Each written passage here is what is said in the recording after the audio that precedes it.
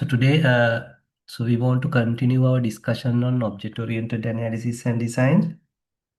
So then we'll move on to the data structures and algorithm, and then we'll move on to the uh, data management systems as well. Okay, right. So last time, we start our discussion on object-oriented analysis and design. So today, first we want to finish that discussion. Okay. Then we want to discuss a little bit about object-oriented software development process. Not little bit, we want to finish that topic as well. Okay, so that is our first target. So then we'll move on to data structures and algorithm. Right, so last time we did a bit of a coding session as well, because we discussed what is a class, what is object. It's a revision anyway. What is an object? uh, what is attribute, what is behaviors, what happens to attributes at coding level. It will be either instance variable or class variable. Then what happened to uh, behaviors at coding, because if you don't know what to do at coding, that's useless learning. Okay, so your behaviors will become either instance methods or class methods or static methods. So then we discuss what is association is. So association is related to messaging, because we will discuss a lot of UML diagrams which are related to message passing, like sequence diagrams, communication diagrams, and so on. Okay. So do you have any questions up to this point? Because now we are going to look at two more concepts, inheritance and polymorphism, and that's it. Okay. So I ask you to think about what about one-to-many association, many-to-many association, because I only explain about a one-to-one association. For example, B is associated with A, right? So what happens if it is many? So then you need to have array of B, or maybe a collection of B, like a list of B, set of B. Okay, like order has order items. Customer may have many orders. So these are the practical scenarios in real world software development. Okay, right? Because you can't say I have doubts. Now remember, about 50% of students in the final year, they are looking for project classes. I don't know, right? So why they are looking for project classes? Because they have not done their studies. They don't have the confidence to start their project. But because we have done our projects, final year projects, and we just did it on our own, because by the time we start our project, we had the confidence to do it. If you don't have the confidence to do the project, that means it's a failure, right? Your education, your level 1, level 2 education is failure, as simple as that. Okay, so therefore it is your responsibility to build that competencies, so that you are ready to start your project. If you are not ready to start your project, so that means you need to think about your last 2 years of studies and say, okay, say yourself, okay, I have messed it. I have completely missed my education. Okay. So don't blame others. So that is where you need to start doing some coding, right? Start developing systems and so on. Okay. So I'm very serious, because I know the reality. So then they're looking for pay money and get the project done. So many nonsense. So you must be ashamed of yourself. Okay, if you are doing like that. Right. So therefore, I ask you to think about how to implement one-to-many, many-to-many, and so on. And maybe you should have talked to ChatGPT, Gemini, Claude, or whatever. Right. So today we are going to look at. So remember, there are two special cases of association called composition and aggregation, which we will revisit when we discuss about class diagrams. Okay. Right. So today we are going to spend about half an hour bit of a again revision because we have discussed this anyway in semester one. I told you if you do your semester one in a proper way, level one, level two is going to be less work, more fun. Okay. So remember the two type of pyramids. Either you can go to level one to level two, level three like this. This is the effort, less effort, less effort. That is you concentrate on understanding concepts, building confidence. Or this way. Level one, you just memorize and pass exams. Level two, more pressure, more stress. Level three, hell a lot of stress. So this is how you are supposed to study, not this way. Okay.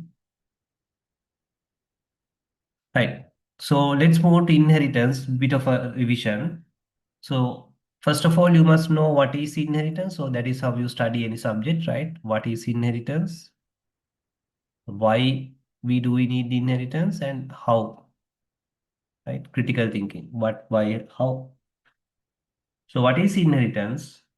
We can create hierarchy of classes so that the subclass or subclasses can get or inherit certain attributes and behaviors from the super types. So that is called inheritance. Every object-oriented programming language, whether it's Java, C++, Python, support these concepts. A class can extend from another class. So then why? That is reusability. Otherwise, you need to duplicate same attributes in this class, but now you don't duplicate. Rather, you just say you extend from this class. So then all the non-private attributes and behaviors, not only this class and its super types, are inherited. So you can simply add new features, new attributes and behaviors. Or if you are not happy with a particular behavior, you can override it. Right? So that preserve your time. Because time is important, right? As engineers, our task is be efficient, effective, build systems which are easy to maintain, easy to reuse. Right? How? So almost every language support one class extending another class. In Java, say class A extends B. So then you add your additional things or overriding here. What, why, how. Right. So we did some coding in semester one. So semester one stuff you are supposed to do in semester one. Don't expect to come to semester three and do semester one stuff, right? It doesn't work. Right. So then there are few concepts like the multiple inheritance. Can a class extend from more than one class? Now remember, we are going to start database subject today. They are also the entire discussion is object oriented for today's session because today's session is object oriented databases. Topic one, part one of the topic one. Okay, so I'm not going to repeat any of these things in that discussion. So this is called multiple inheritance. Class extend from more than one classes.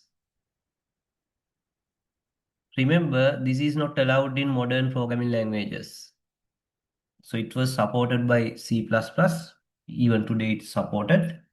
But all the other languages has restricted because this create unnecessary uh, complication. So when I say unnecessary complication, it's your task to think about it. real world scenarios, practical scenarios, why this is bad, why this create unnecessary complications. Especially when you have this kind of scenario situations, this make it really unnecessarily complicated. Of course, it doesn't mean that this is we can't manage this, of course, but it create unnecessary additional complexity.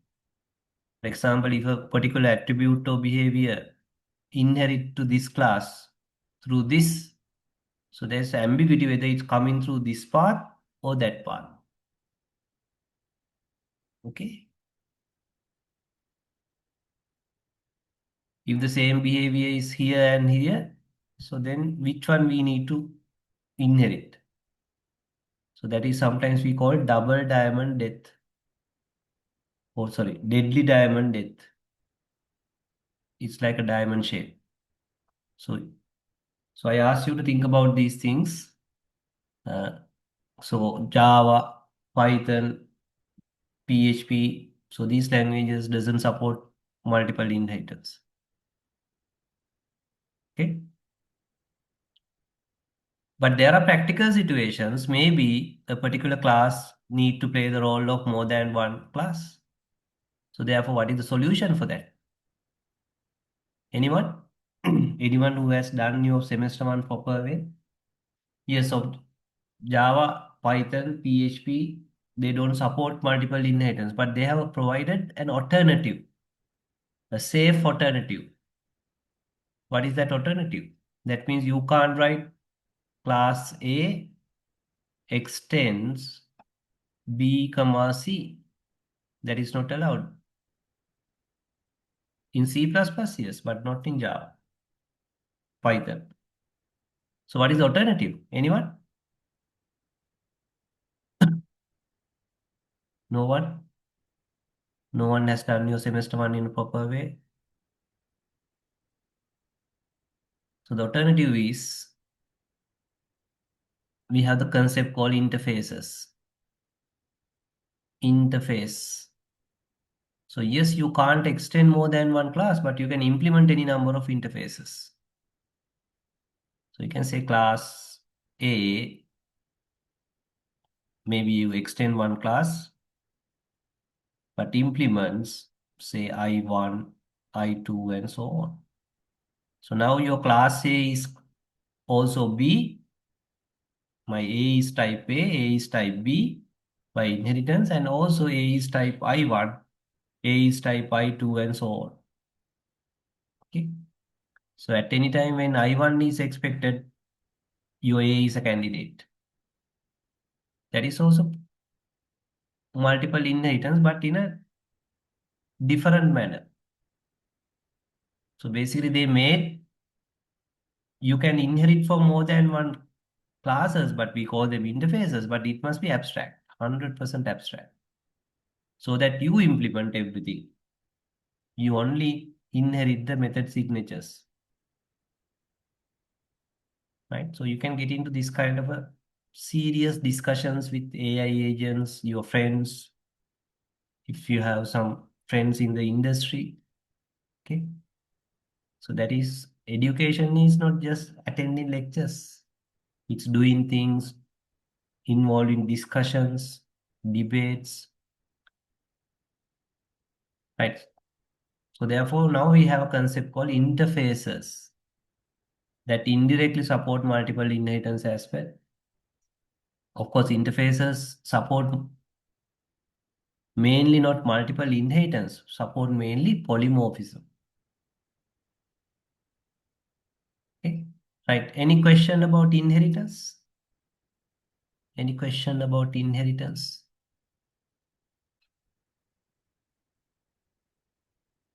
Because we have done it in semester one with a lot of coding.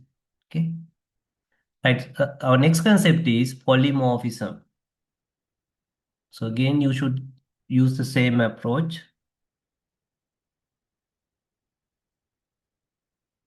What is polymorphism? Right? Why and how? So remember, polymorphism is tightly connected to inheritance.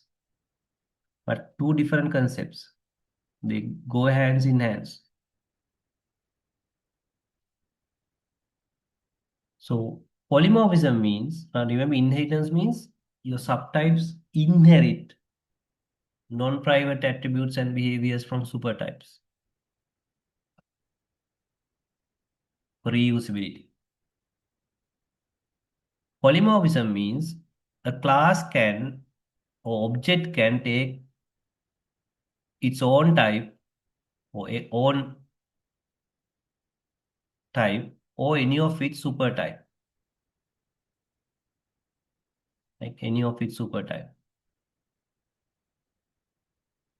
Say my C is type C as well as C is type B and C is type A. And not only that, if my C has implemented or realized any of the interfaces,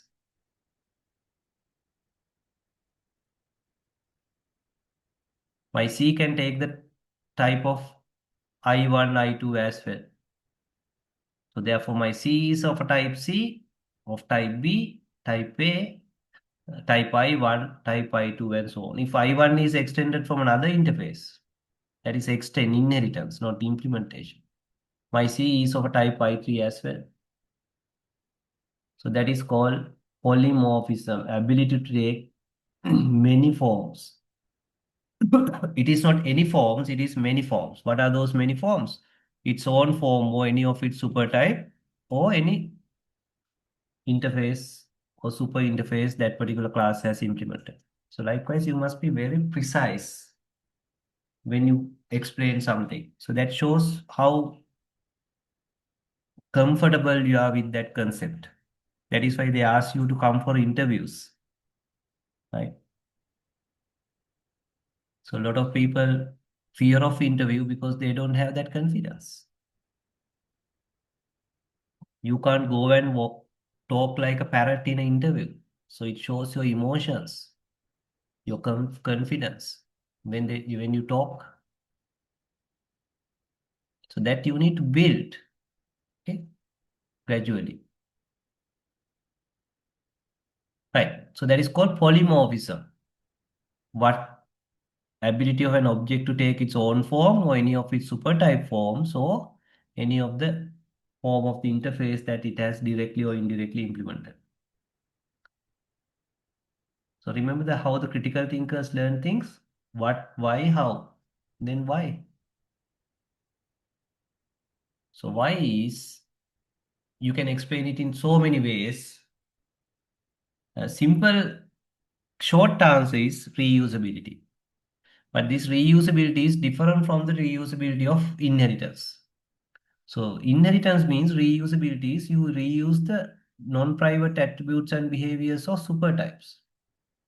But here reusability is somewhere else. So if someone want to explain why, you can use these concepts, open close principle. Okay. Reusable, but in a different concept. Reusable code. Foundation for the frameworks. So then anyone knows that you know your subject. Okay. So when you explain polymorphism, so then maybe you can even write a small code and explain.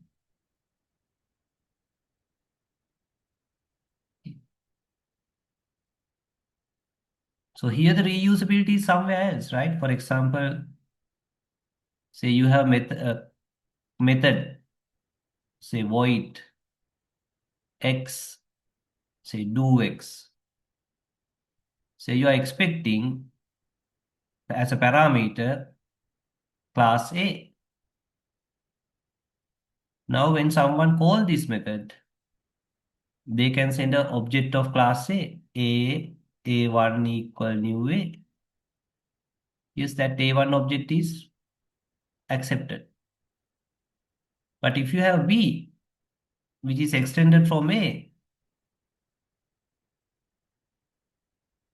say you have B object, say B1 equal new B. you can safely send your B1 object as a parameter for this because my B is A. When A is expected, I can send a B object. So that is called polymorphism. In a very precisely, we call it dynamic polymorphism or late binding.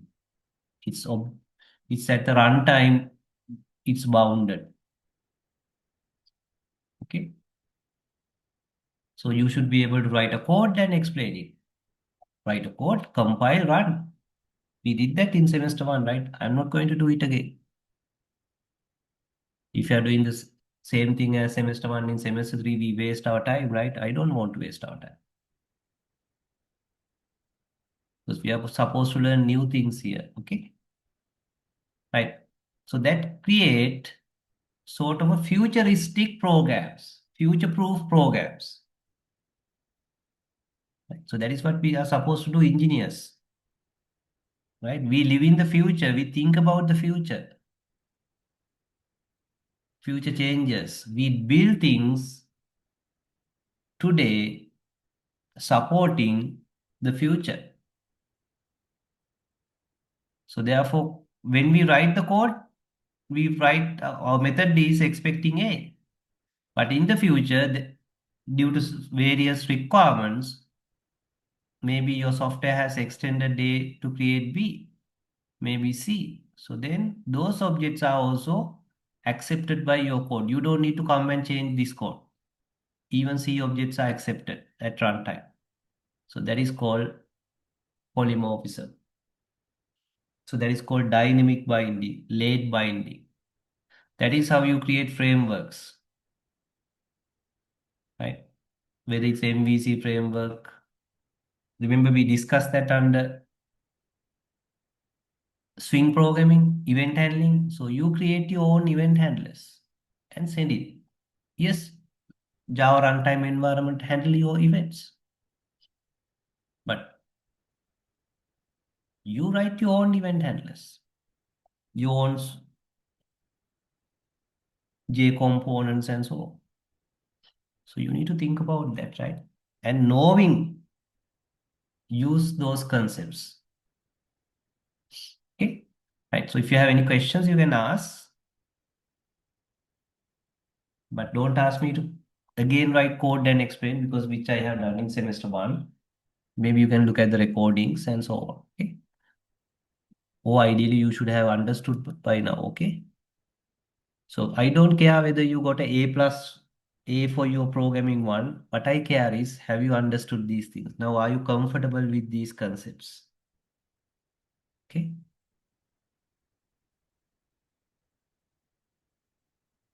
Right. So last time we did example for association. Okay, association.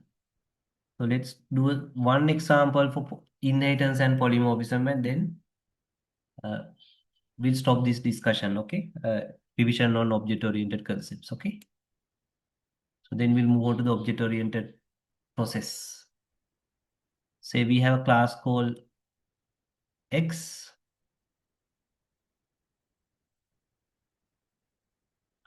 We have another class called Y. And let's say Y extend from X.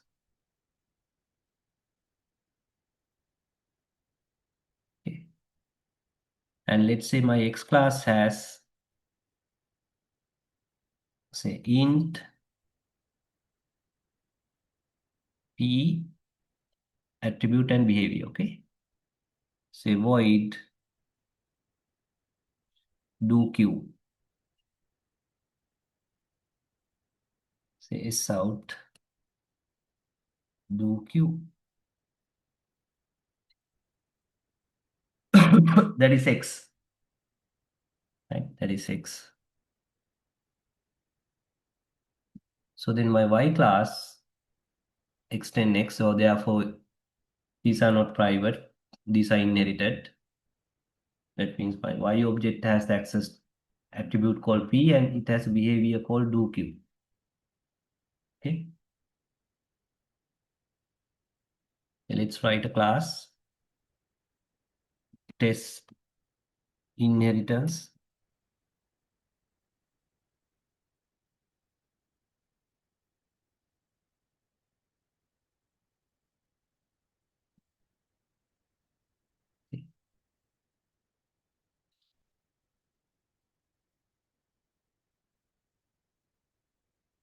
Say let's create a y object. Say y1 equal new y. And remember my y has y, I can call the do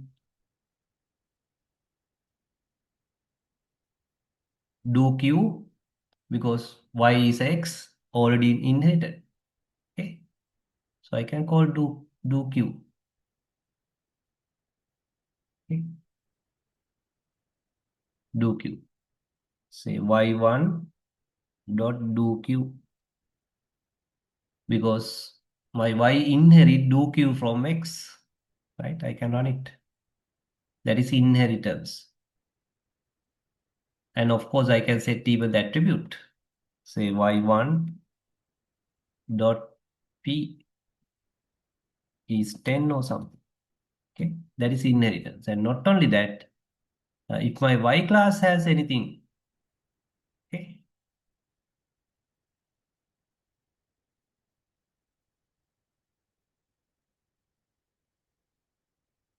say my y class has anything, say int k and maybe method public void or void do r.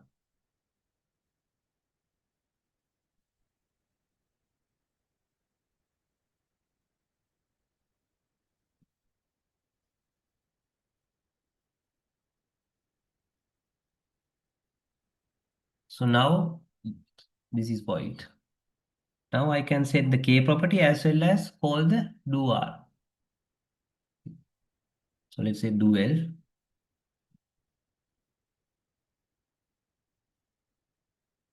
That is not by inheritance, that is because it's part of your class. Okay.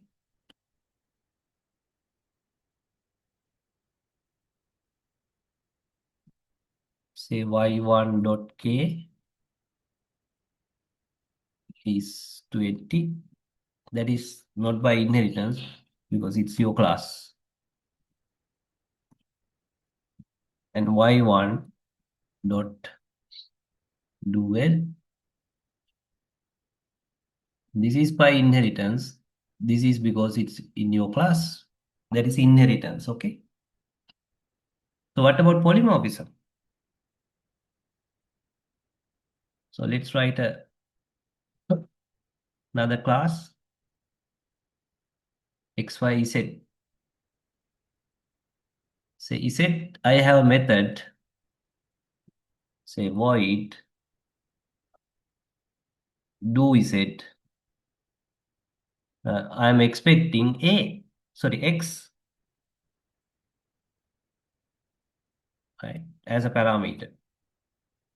So there I will call x dot say do q. Okay, so let's write a class for test polymorphism.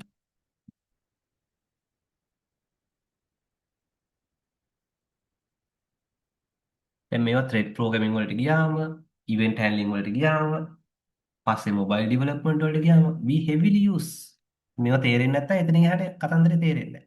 හරි.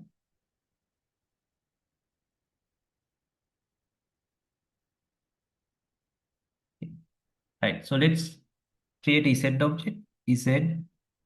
Z1 equal new z. So I want to call z's x do z method. Remember, I need to have either x object or y object because y is a x object. That is polymorphism. Okay. So let's create x object. X1 equal say new x. Now I can call z1 dot do z. I can send my x1 because do z expect x object and I am sending x object. But not only that, if I create a y object, new y, I can send y object also. In the future, if you create z object which extend from y object, still you can send. That is called future-proof coding, right? Extend open close principle. Okay. Say z1 dot do z, but this time I can send my y1. That is polymorphism. That is not inheritance. Okay.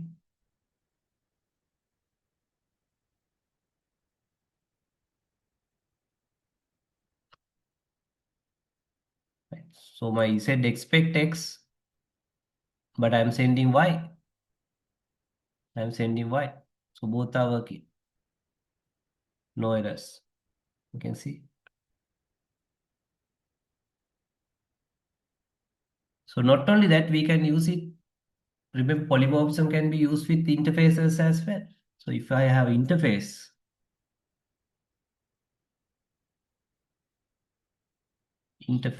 I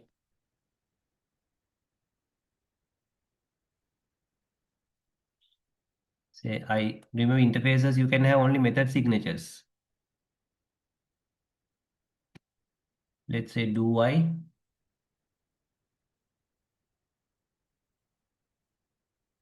Same I have another class which implements that interface. So then when the method says I need an interface, you can send that class. Okay. So let's create class again. Because I use X, Y, Z, A, B, C, I'll call it uh, say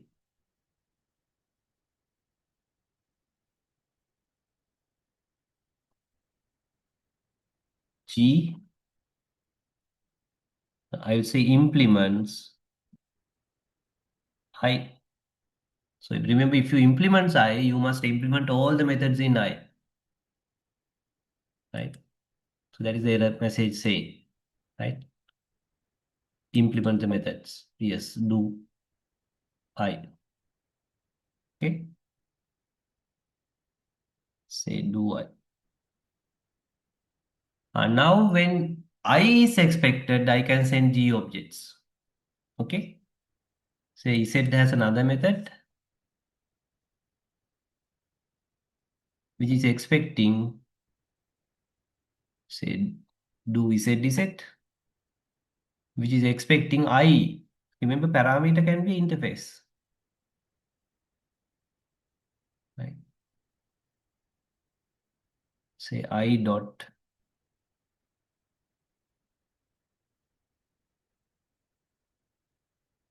Remember, the interface says they have a method called do I. Do I. Okay. So now when this method is called, I can send any object or any object of a class that has implemented this interface. So it's okay. So remember my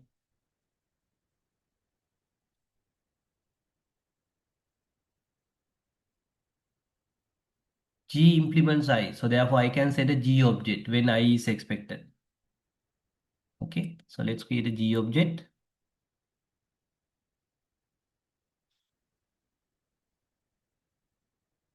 So now I can call my Z1 dot do Z, which is expecting a I, but I can send my G1 because G1 has implemented I interface. So that is polymorphism. So it's expecting I, but I'm sending G because my G class has implemented I. In the future also, if I have another class that as long as it has implemented I can call that method. Maybe this method is already in the runtime or whatever. We don't need to go back and change this. So that is what is mean by open close principle. Open to extension, close to changes. You don't need to go and change your existing code. Okay.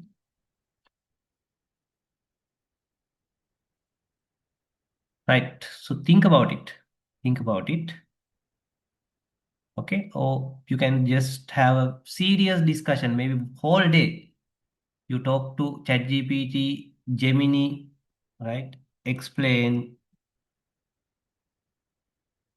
polymorphism practically, say using Java, simple Java code. Okay. So you can see one reference, many possible forms. Okay. So you can see payment, card, cash payment class, card payment class. So the payment class has a method called pay, but actually this pay method can be different in card payment and cash payment. And in the future, maybe if you have another payment, still you can implement a new thing. But this particular method, okay, so this is online payment, the third one, but you can simply call the pay method. But the correct version will be called. Correct version will be called. So this is not a very serious example, but you can see if it's a payment object reference, but actually we are paying cash payment, card payment, online payment, and so on. Okay. So then you can ask, okay, can you explain what is open close principle? Right? Explain open close principle. Because මේක කවදා හරි ඔයාලට තේරුම් ගන්න වෙනවා software engineer කෙනෙක් වෙනවා නම්. Using Java code. හරි එයා කියන අලුත් chat එකක් පටන් ගන්න කියලා මම හිතන්නේ මගේ.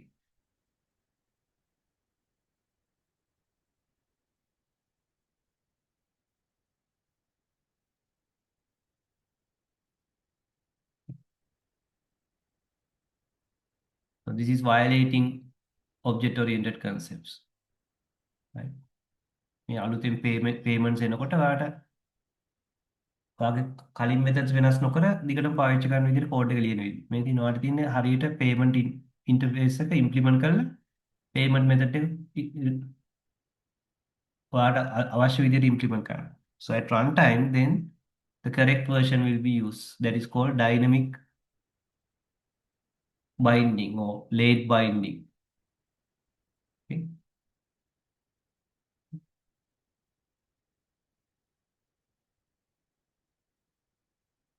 So you need to continue that discussion. Okay.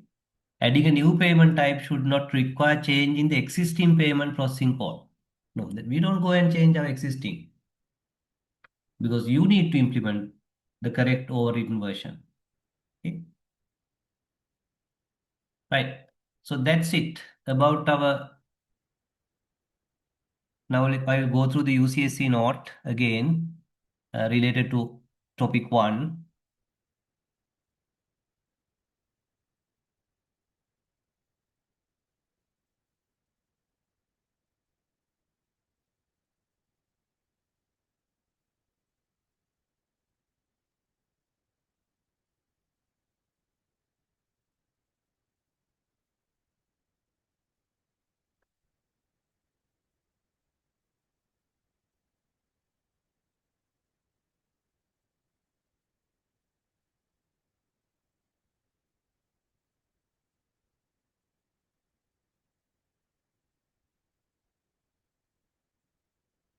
Right. So now we have covered these concepts. Okay. Class, object,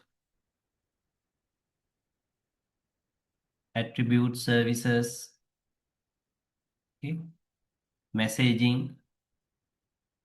What is messaging? It's basically you call in methods of another class. Right. Encapsulation, information hiding, that is making it private. Right. Abstraction.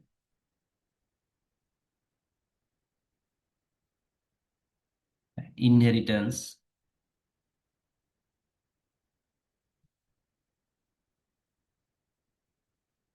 polymorphism, especially the dynamic binding or late binding.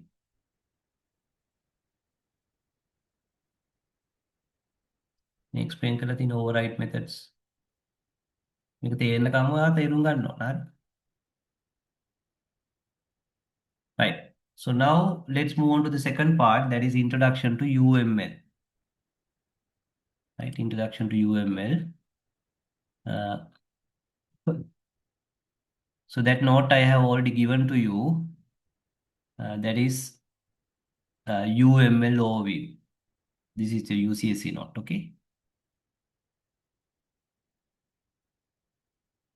Right. So as I told you, once you understand object-oriented concepts, once you understand, okay, if you don't understand inheritance, polymorphism, why there are interfaces, that's the end of the story. So somehow you try to understand those things and then proceed, because otherwise these will be just pictures. වාට නිකන් මේවා පින්තූර අඳිනවා වගේ වෙයි. Class diagram එකක් කියන්නේ අන්තිමට පින්තූරයක් අඳිනවා අර මාදුටු ගෙවත්තා වගේ.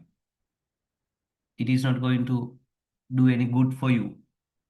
Right. Once you understand these basics, class, object, inheritance, polymorphism, late binding, interfaces, okay, association.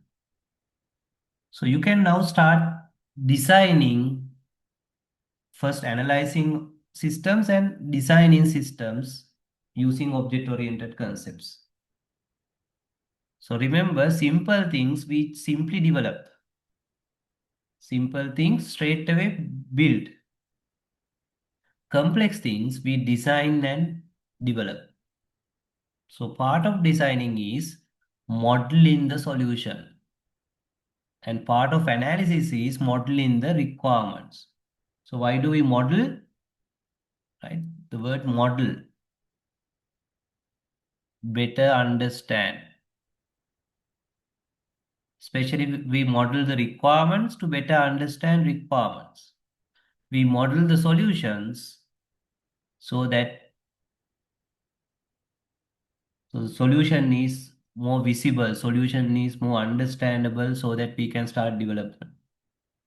So engineers design and develop, whether it's civil engineer, electrical, electronic, mechanical, software engineer, or AI engineer. We design and develop because we build complex systems. So therefore, there are two places where we model. We model requirements to better understand the requirements. We model solutions so that we can gradually evolve our solution into a more solid, much solid solution. Okay. Right. In software engineering, to model whether it's requirement or the solution, we use a graphical modeling language. Though we call it a language, actually it's only graphics. We are not going to write code like Java. So that language is UML, right? Unified Modeling Language. Okay. So we can use it for analysis. We can use it for design. So what is a model? Or what is modeling? So modeling is, or model is abstract representation. Right? Abstract, because the rest of our subject is all about this modeling. Right? It's all about these models. So model is abstract representation. What is mean by abstract? Abstract means we take the essential things, essential, minimum essential. Okay. For example, sometimes you might be wondering how these people understand these concepts. Einstein, Newton, Schrodinger, right? Engineers, mathematicians, scientists. So they are clever people, right? These guys are clever people. So one technique they use is they just concentrate on that concept, the essential things, because our mind is full of distractions. We try to think so many things at the same time, right? So that is not our power. But if we can concentrate on the real problem that we want to solve, right? So that help us better understand the problem and come up with the best solutions. So that is the whole purpose of modeling. You just concentrate on the essential things. Get rid of all the other bullshit. That help you focus on that, tackle that aspect. Okay? Is it clear? Because you need to have that mindset if you want to be engineer, if you want to be a scientist. Okay? If you don't have that mindset, attitude, no, you will never be a software engineer, AI engineer, data scientist. Okay?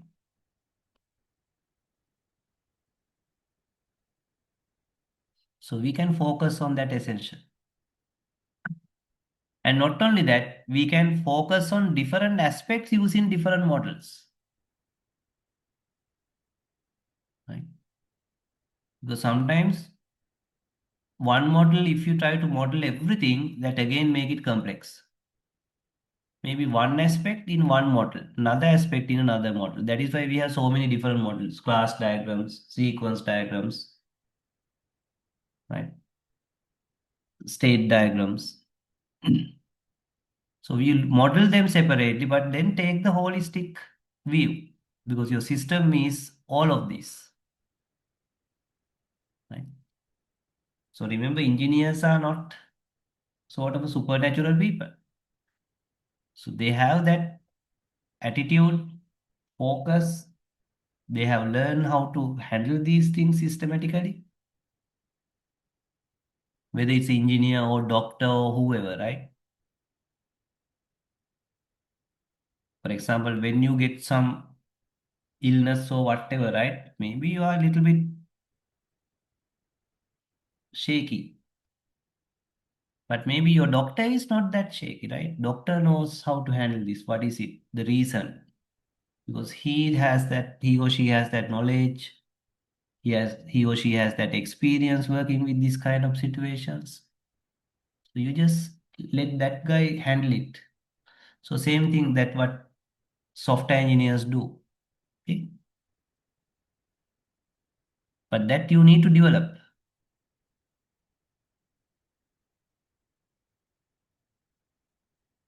Right. So therefore, big part of designing is modeling. Right. Big part of analysis is also modeling. Modeling the requirements, modeling the solution. Modeling the requirements to better understand the requirements, modeling the solution to better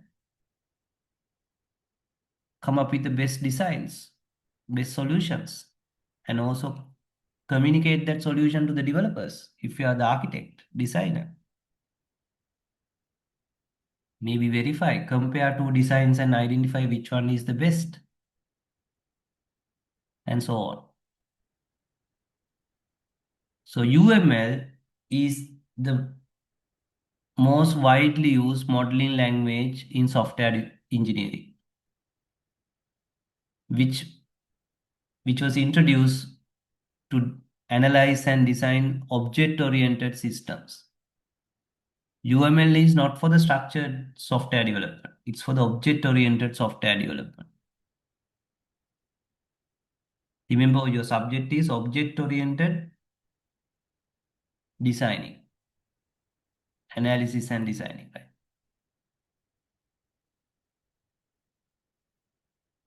So the advantages of using UML, now we have a common communication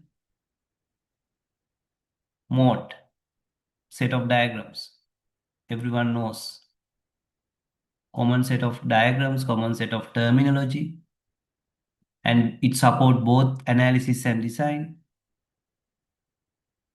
Okay. And not only that, it help us come up with new diagrams if you need. If you're if you have very unique requirements, if you are developing a very unique system, very complicated system, you can even come up with new set of diagrams. So these diagrams are extensible. Okay.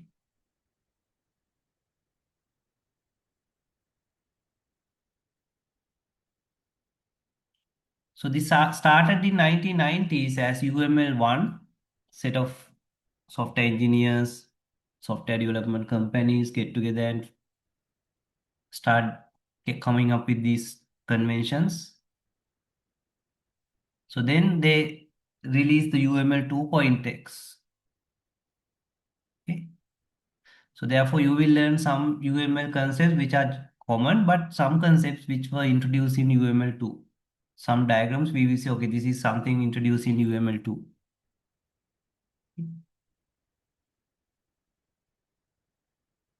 So there are basically UML is all about diagrams, modeling models or diagrams. We can subdivide these diagrams into two categories.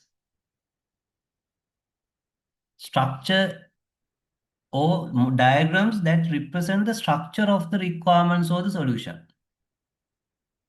So those are more static aspects. And there are some diagrams which represent more behavior or dynamic aspects.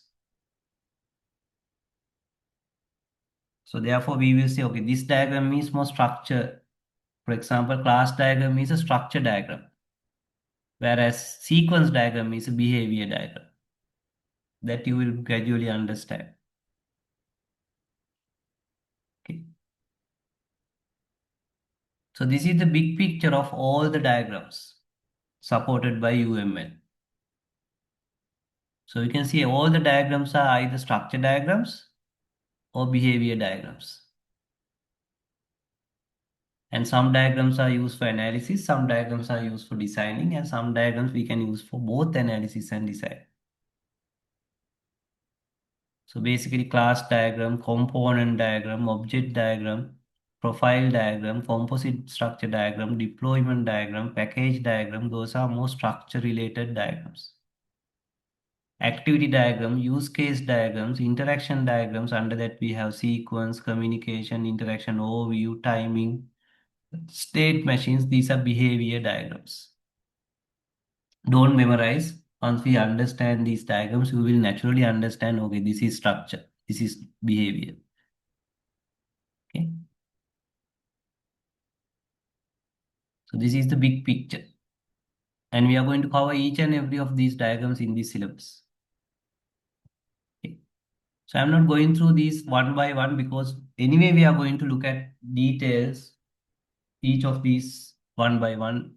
So therefore I'm not going to spend time, but just I will show you uh, the big picture only. Okay. Right. So in your UCSC note, they have given one example for each. Right. For example,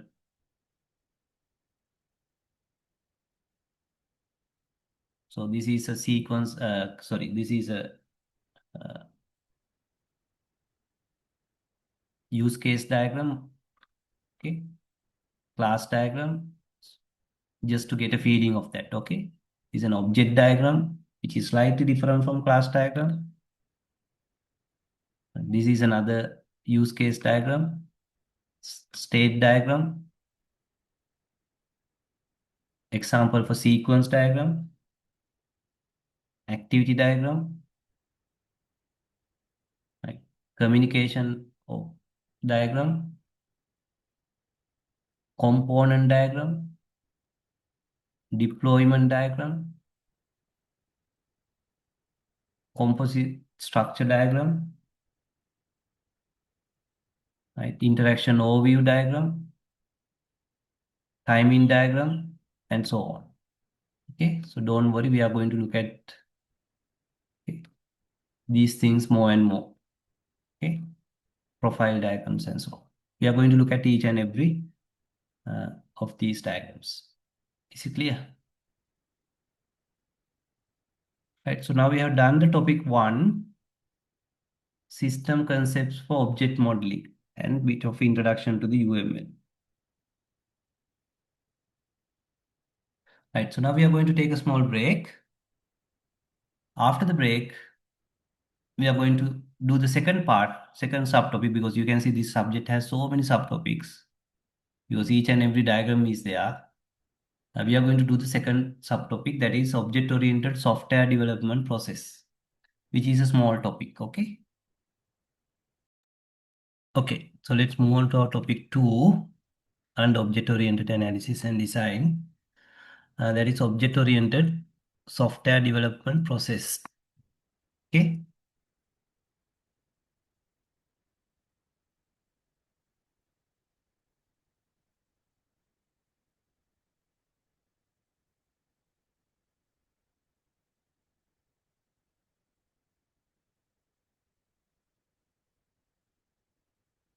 Again, I have given you our note as well as the UCSC note. Okay, so our note is pretty much based on UCSC note, but make sure you follow both. Okay, because examiners set the exams using the UCSC note. Okay, right. Actually, what happens is, remember, software development was predominantly, the process was predominantly borrowed from other engineering processes like civil engineering, mechanical engineering, and so on. But especially in 1990s, uh, up to 1990s, it was pretty much machine code, assembly code, then structured code. Mainly 1980s, we were developing software using structured manner, using languages like COBOL, uh, Fortran, and so on, and C, Pascal. But when object-oriented concepts and object-oriented languages, especially C++ and later Java, came into the picture, there was a need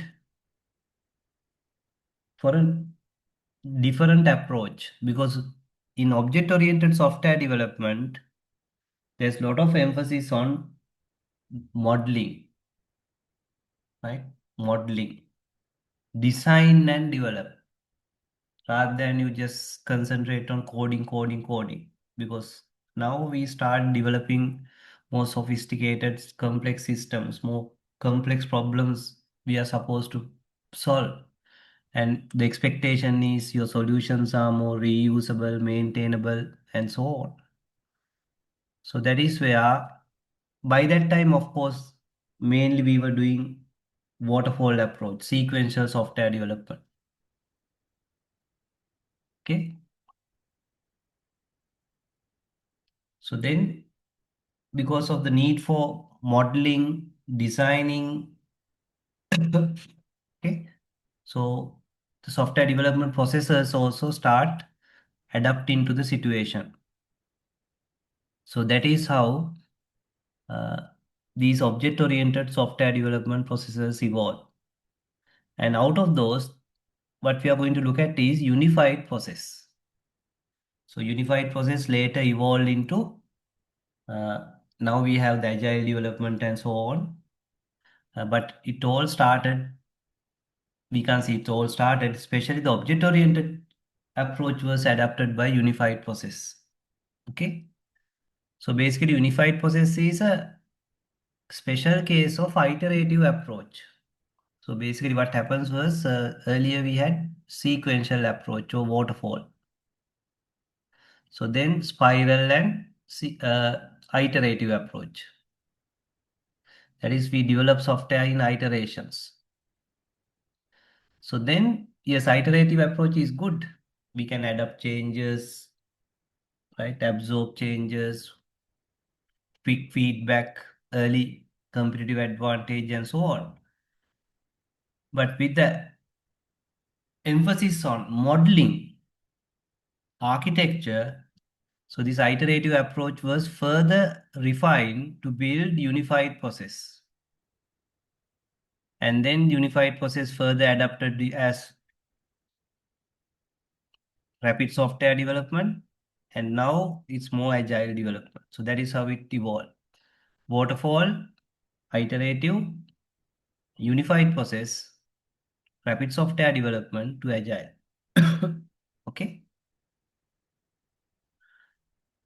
And of course, there are variations of unified process called rational unified process. And now we have agile unified process and so on. Uh, okay. But general term is unified process. And you can see there's a connection between the method unified process, and also you can see there's a special case of unified process called rational unified process. And also remember the UML, unified modeling language. You can see unified modeling language, unified process. So the word unified is there. Okay. So there's a big connection between unified process and unified modeling language.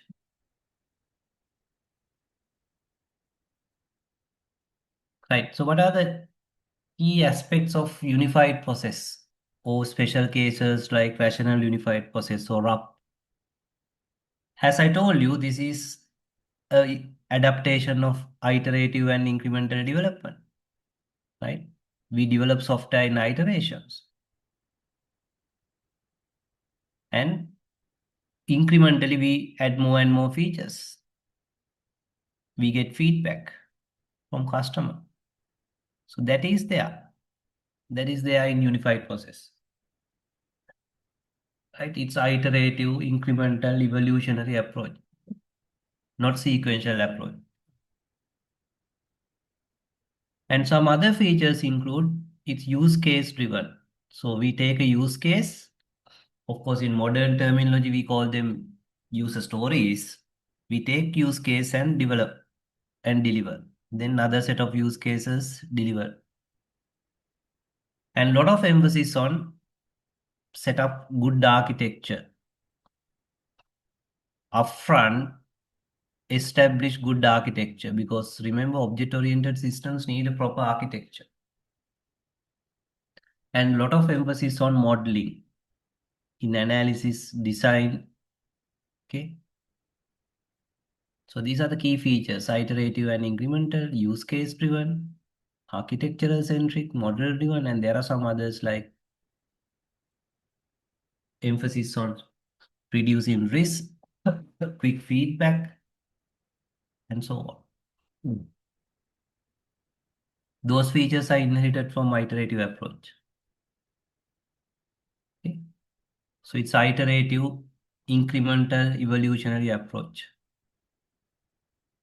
So advantages are fast feedback, reduce risk, early competitive advantage for the customers. So as I told you, use case driven means we take set of use cases and design and develop in each iteration. But overall architecture we have established. Hmm. So each iteration there's a tangible additional functionalities implemented. Okay. And architectural centric means because object-oriented systems need proper architecture like class structures. So you need to think about those upfront, not just set of use cases, the overall architecture. There are architectural patterns, MVC architecture and so on. You can use a lot of frameworks. So we use those things. Remember, part of the reusability is coming from existing frameworks. Like you can use existing MVC framework, like PHP framework, Java framework. And based on that, you build your architecture. Okay. Which is good because then your effort is less and you have very good structure, foundation. And lot of emphasis on modeling. It's model, it's basically design and develop, not straight away develop.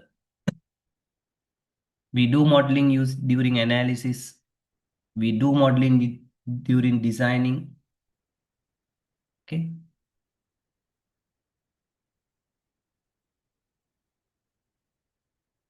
So there are different type of models. Remember in UML, we subdivided models into two, structured or static and behavioral or dynamic. Sometimes in UML, sorry, in unified process, we subdivide it into three, right? Functional, structural, and behavioral. So functional is pretty much the use case diagrams because it's more related to the analysis. Structural and behavioral are more related to design. Okay. But in normal UML classification, we take functional also as part of the behavioral. Okay. Because use case diagrams are considered as behavioral. But here we take the third category called functional to model, consider the use case diagrams.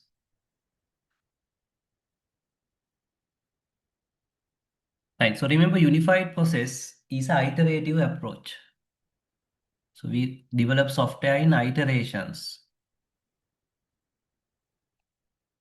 Right? Maybe we have 6 iterations, 7 iterations.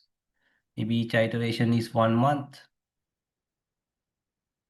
But while we have the iterations, of course, each iteration we have more features. We can identify phases in unified process. So there are 3 phases in unified process, that is inception, elaboration, construction, and transition. Basically, these are the iterations. You can see some iterations, we can see, okay, we are in the inception phase. Maybe now you are in the elaboration phase, construction phase, maybe these 3 iterations. Maybe the last 2 iterations are transition phase iterations. It's just a way to understand where are we. We are at the inception. We are at the elaboration, more emphasis on analysis and design. We are predominantly now building the software, but it doesn't mean that we don't build software here. Yes, we do bit of construct, but predominantly building and transition like bug fixes, modifications are our main focus. Okay. So what are the 4 phases? Inception, elaboration, construction, transition. There can be any number of iterations for each phase. It depends on how your project evolve.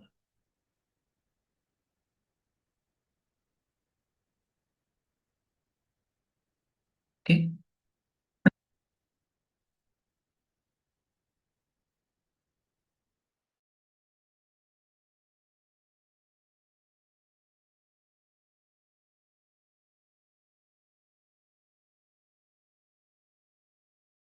Right. So then unified process, not UML, identify workflows or different type of works or related works.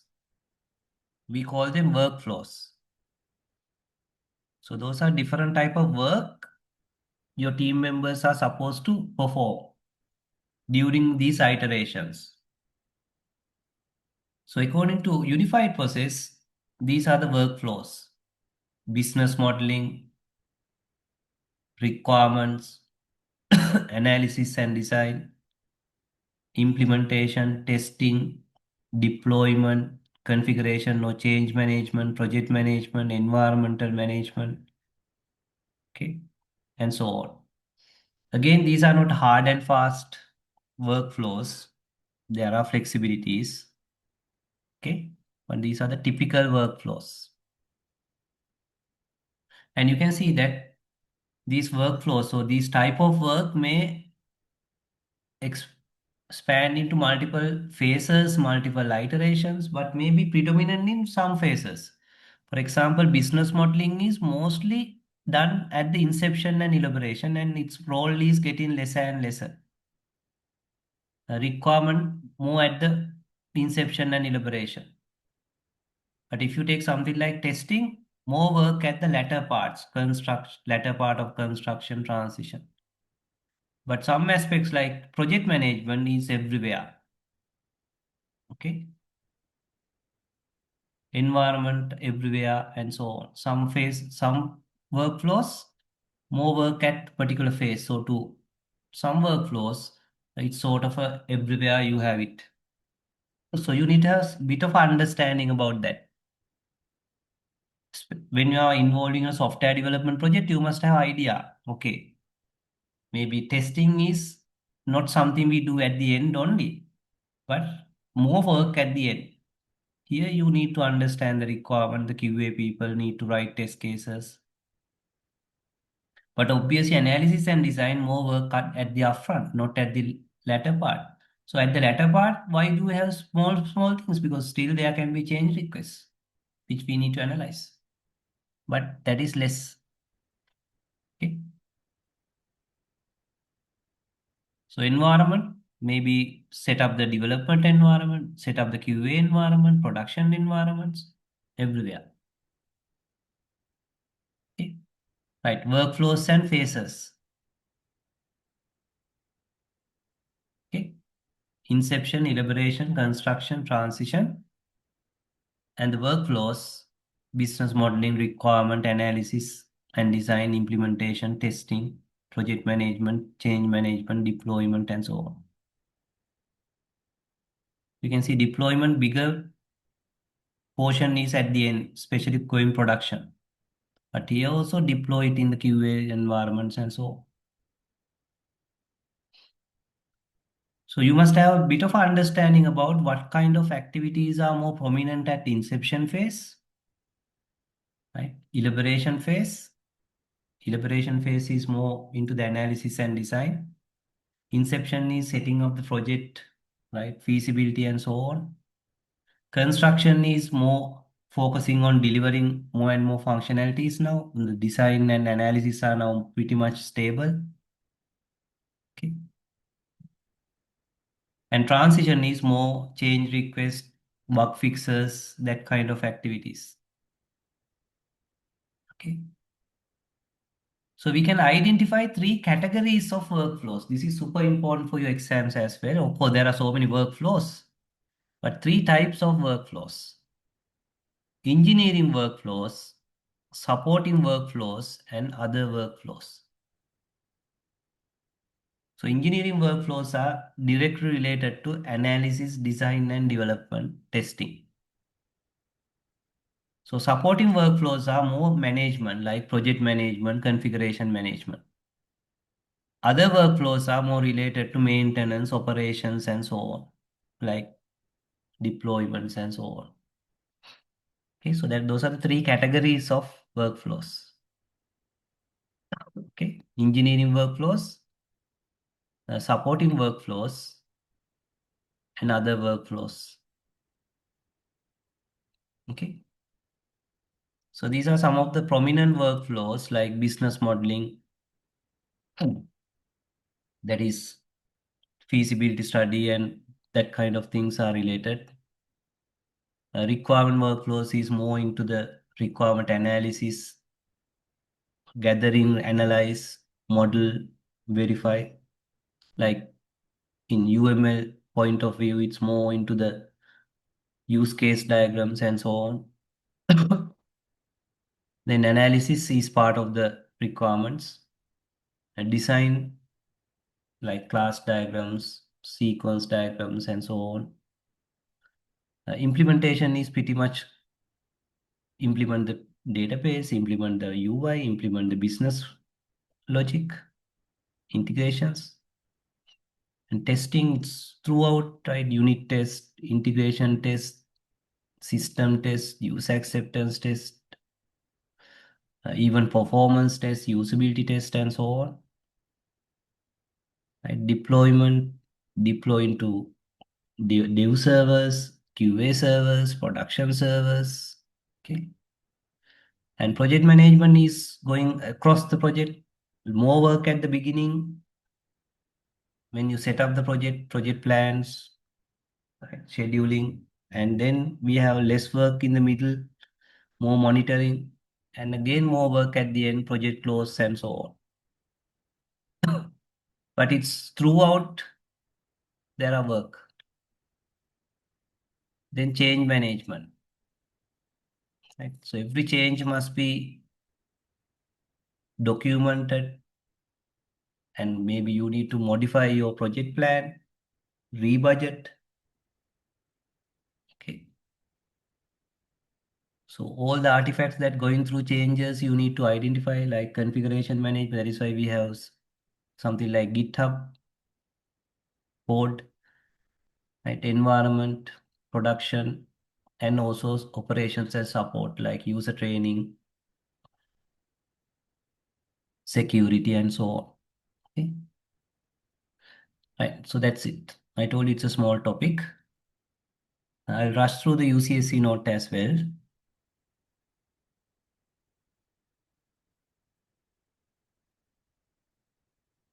Right. So we have done this.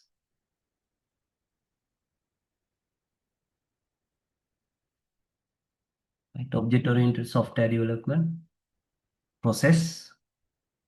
Okay. So it's use case driven, architectural centric, iterative and incremental. Okay.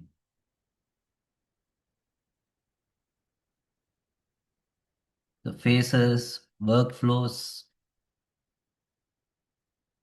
the type of workflows, okay. What kind of things are done in inception, elaboration, construction, transition,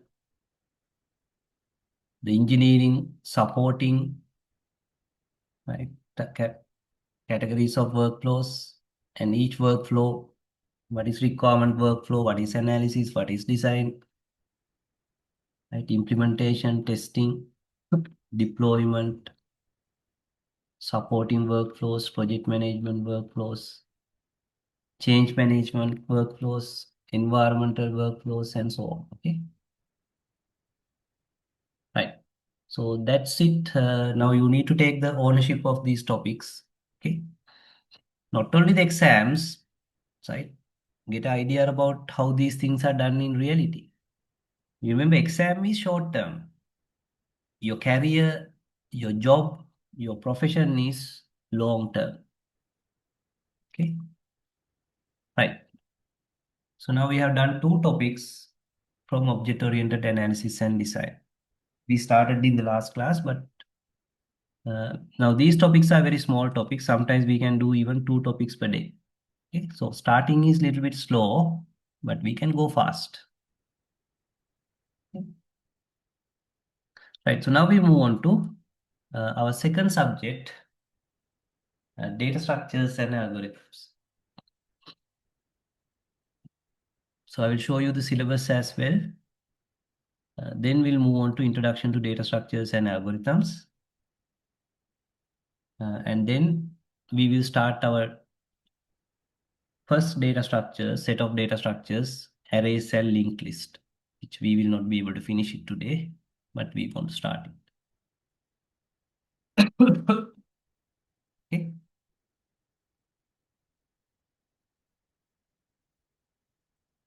First, I will show you the syllabus.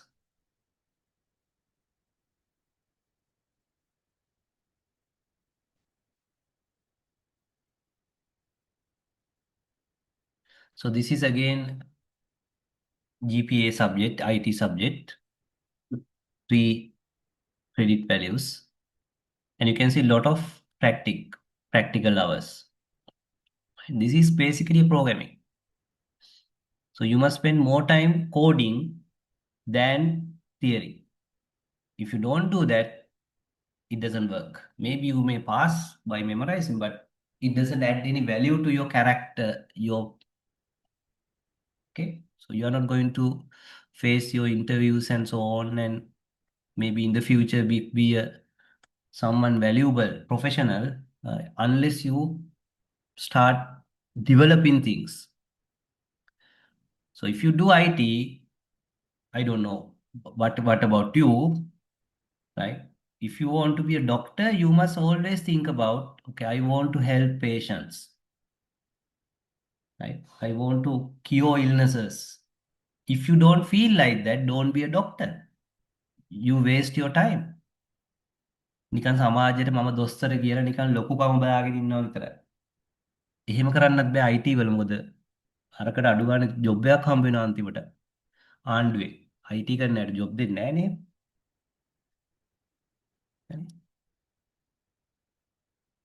So if you are not interested in building businesses, don't do business management. Okay? එහෙම කරන්න එපා අපරාධේ. ඔයාලා ආස දෙයක් කරන්න මේ වෙලාවේ. හරි. ඔයාලට ආස ඔයාලට ප්‍රයෝජනවත් දෙයක්. So this is programming. Further help you develop, design software. Okay? Right. So earlier we used to call this subject as programming 2, but later they rename it to data structures and algorithm because most of the degree programs, the standard name is not programming 2, rather data structures and algorithms. Okay. So here the idea is to introduce you some useful data structures and algorithms. That is the official objective of this subject.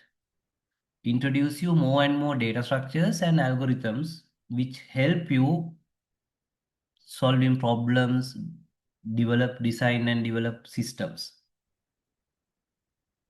Okay. But the unofficial objective or secondary objective of this subject is, and this is a very good opportunity for you to use your programming concepts and experiment, or this is like a playground where you start solving problems which you later extend it into developing systems. So you start it as solving problems, then you extend it as developing solutions. Of course you develop solution to solve problems, but here you will be more like solving problems. Okay, so then when you have enterprise application development, mobile application development, it's no longer solving problems, you are developing systems. Okay, but without ability to solve problems, you can't develop systems. Okay, so whether you are a civil engineer, electrical engineer, so you solve problems. You come up with practical solutions, whether you are a doctor, right?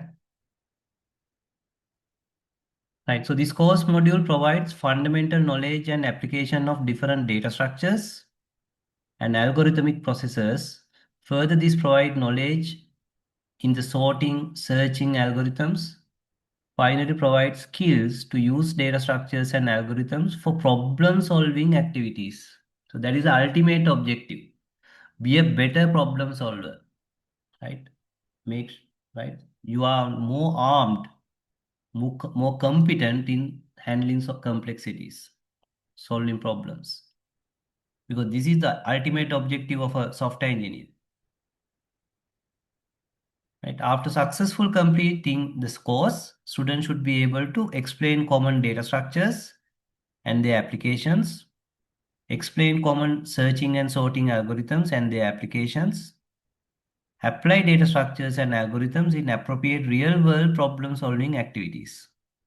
Okay. So then you have the topics.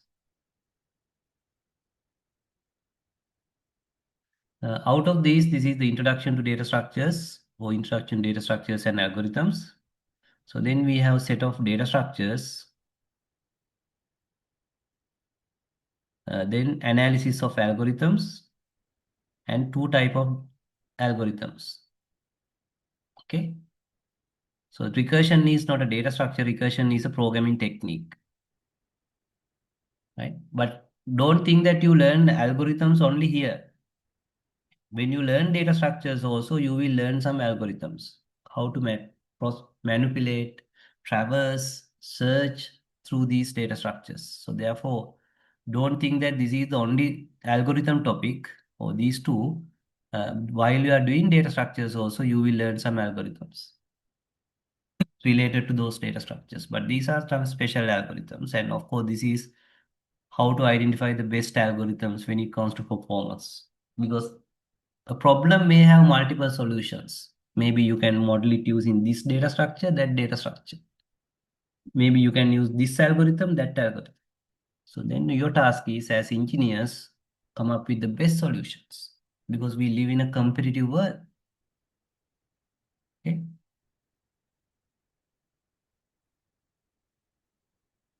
Okay.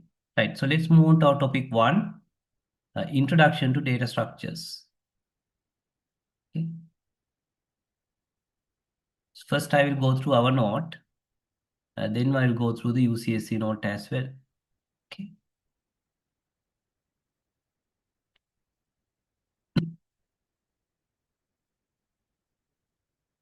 Right. I just made this note topic slightly different. Introduction to data structures and algorithm rather than just introduction to data structures. Okay.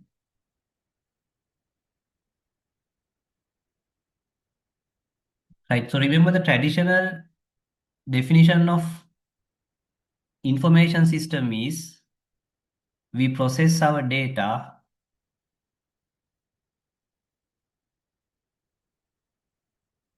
into results or the information. So how do you process? By applying operations using control structures in structured programming. But this data must be represented by using variables. In simple terms, we say using variables. But in more serious manner, we represent these data using data structures. Because your data may not be always simple as salary and name. Maybe your data is more complicated, sophisticated. Like if you take Google Map, so you go from Colombo to Nuwara. So there are so many paths.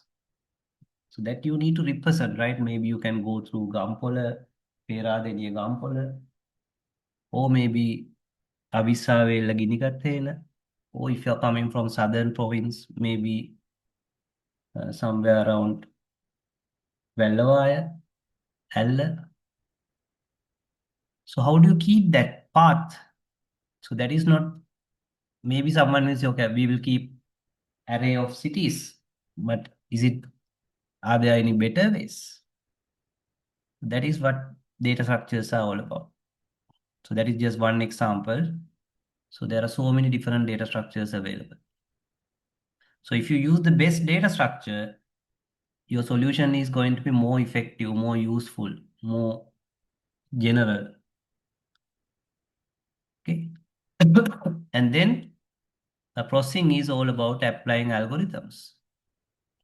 So there can be some complex processing. Okay. Some complex processing, optimizations, and so on. So that is why we learn about data structures and algorithms.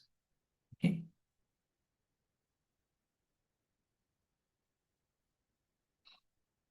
Right. So we will look at what is a data structure, what is an algorithm, the practical use of data structures and algorithms, and other benefits of studying data structures and algorithms. So as I told you, data structure is a way of organizing your data. It's not the database in memory, in your program. Okay? In database also, you can use different data structures. That is why we have relational databases, object databases, XML databases, NoSQL databases. But that is for our next subject, database, data management system. But here, when you program in your variables, using variables, how do you keep your data for processing? Okay.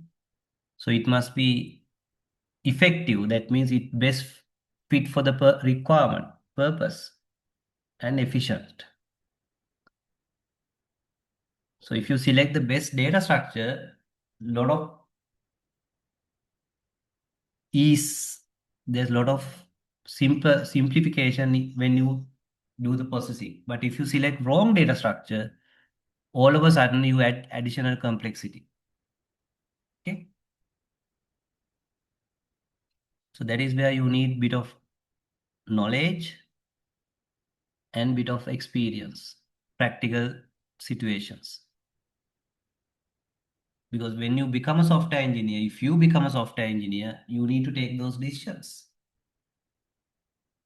Okay. So don't think that. Now remember, if you take a doctor, right? So the doctor is, so they study for at least 5 years, right? MBBS, I think it's 5 years.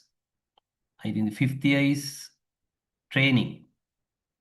So they go through very rigorous process.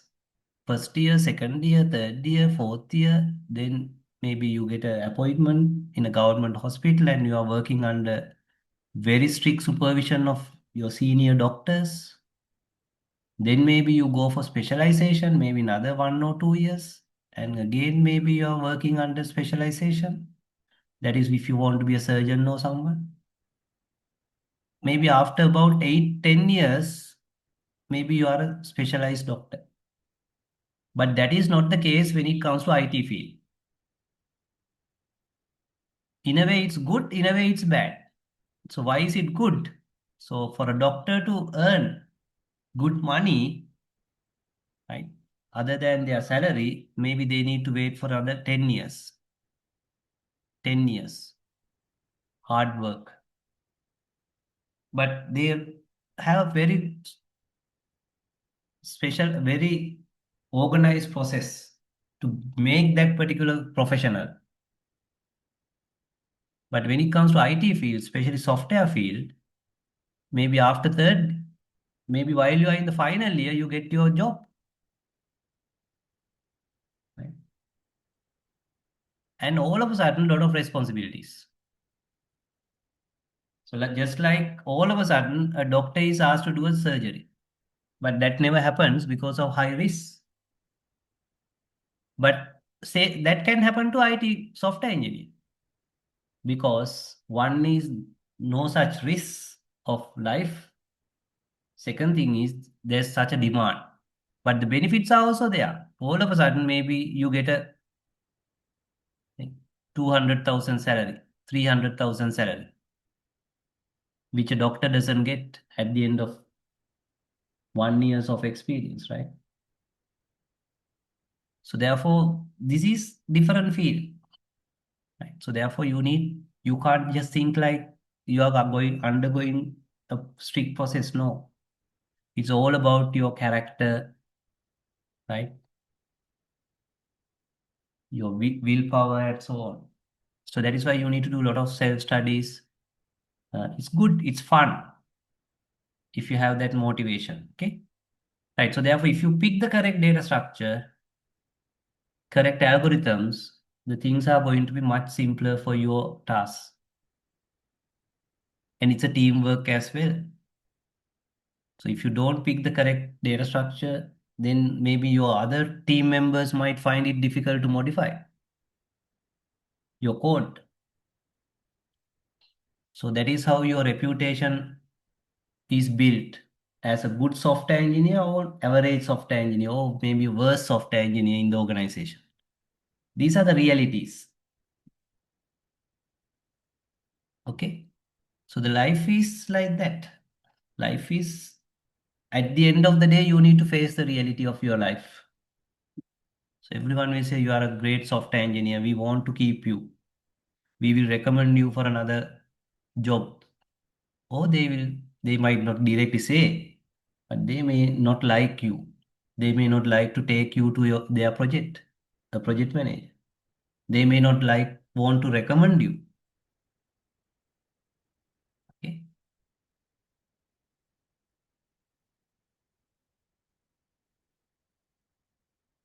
Right. So when it comes to data structures, there are two type of data structures: simple data structures and abstract data structures. So simple data structures are good enough for simple programs. So remember, during our studies, we mostly write simple programs because our task is understand concepts initially, especially level one, like understand inheritance, polymorphism, use of interfaces, how to do form processing in web development. But then we moved on to the next level, how to solve a problem. For example, how to develop a system like a pygmy. Okay. How to develop a system like,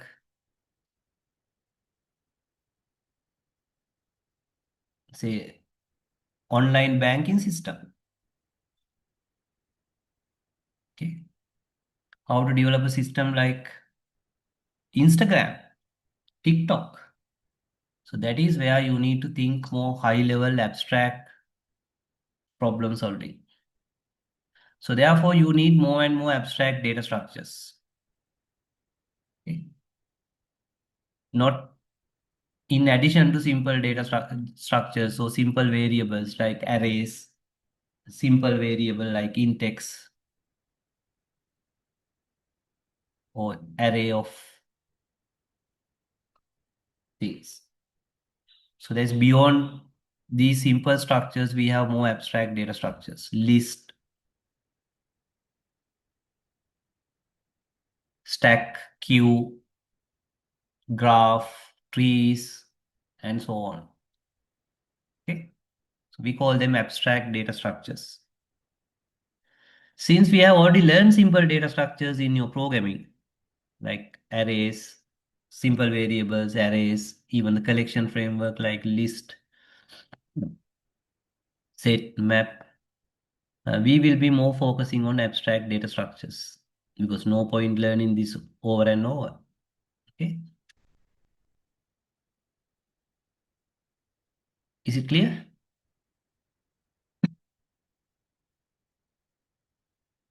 So abstract data structures are high level, specific to a problem or solution. Okay. And it's high level. Rather than how you implement, we think about how the data is organized. Implementation we can do using different mechanisms. Okay.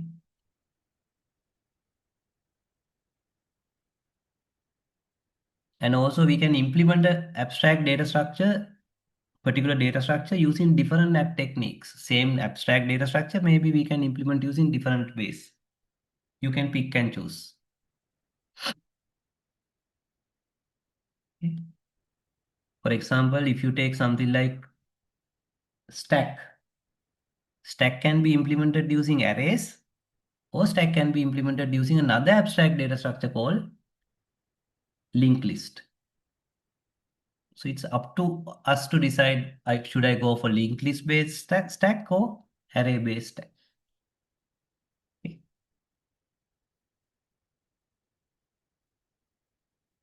Right. So we can identify or categorize abstract data structures into three types: linear, non-linear, and other. So linear means that data structure organize your data in a sort of a line, linearity, like arrays. Array, you can consider it as a basic data structure or as abstract data structure as well. The linked list, okay? Stack, queue, those are linear data structures. So then we have non-linear data structures. It's not a line. It can grow in multiple branches or just like a mesh. So those include binary trees, graphs, heaps, and so on.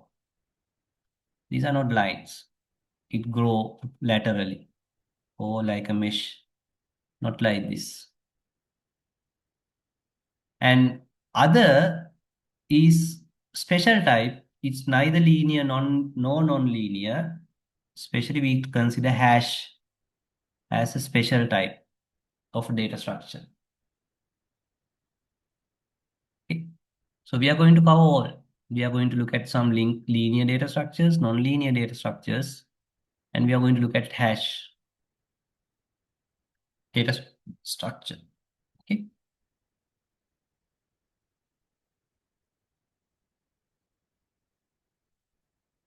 And these data structures can be implemented using either some primitive approaches or maybe one data structure implemented using another abstract data structure.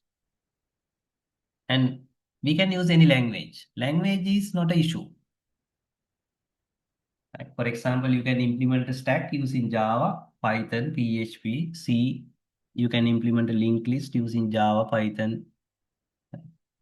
So therefore, we are not interested in the language, rather how this data structure work. If you know C, you can implement it using C. If you know Python, you can implement using Python. So these are the common knowledge. So that is why the same problem can be solved using Python or maybe using Java. Okay. So which is the best? It's up to you with your experience, right? Or even sometimes your familiarity and so on. Okay. And even you can create your own data structures, extending these data structures depending on your requirements. Okay. Actually, those big businesses are based on data structures. If you take something like Google Map and on top of that, Pick Me Uber, it's all about data structures and algorithms, optimization. If you take Facebook, LinkedIn, it's all about data structures. So those who know data structures, they build these applications, they build these businesses. Okay.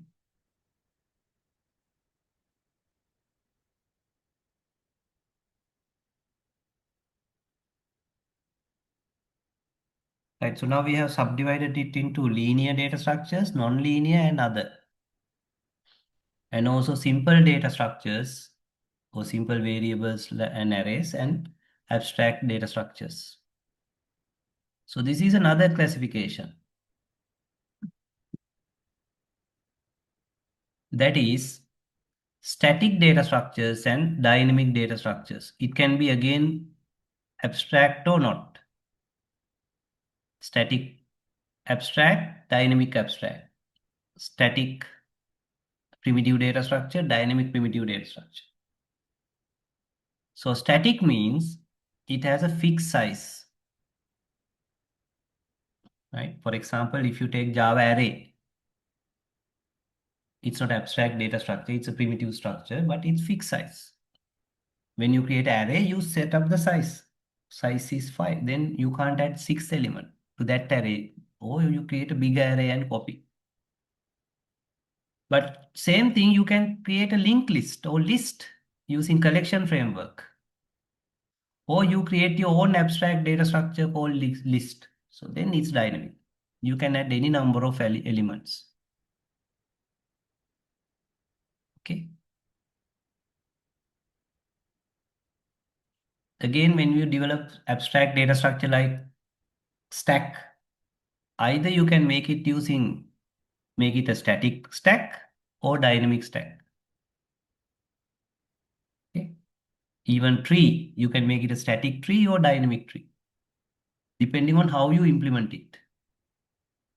So in general, dynamic data structures are more flexible because you can keep adding elements as long as you have the memory in the computer.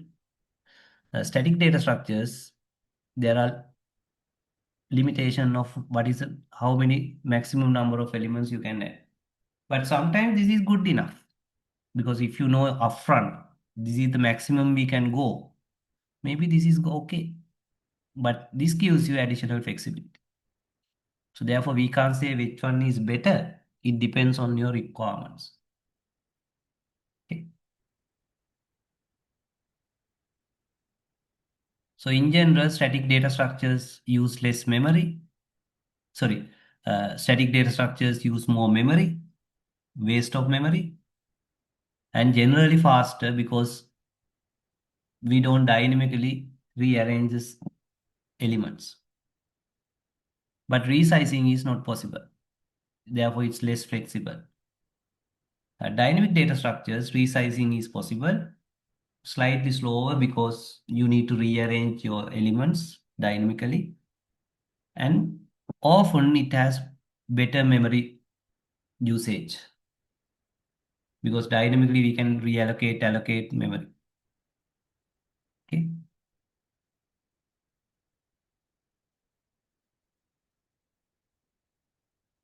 Right. What are the features of good data structure? Again, it depends on your requirements. Okay.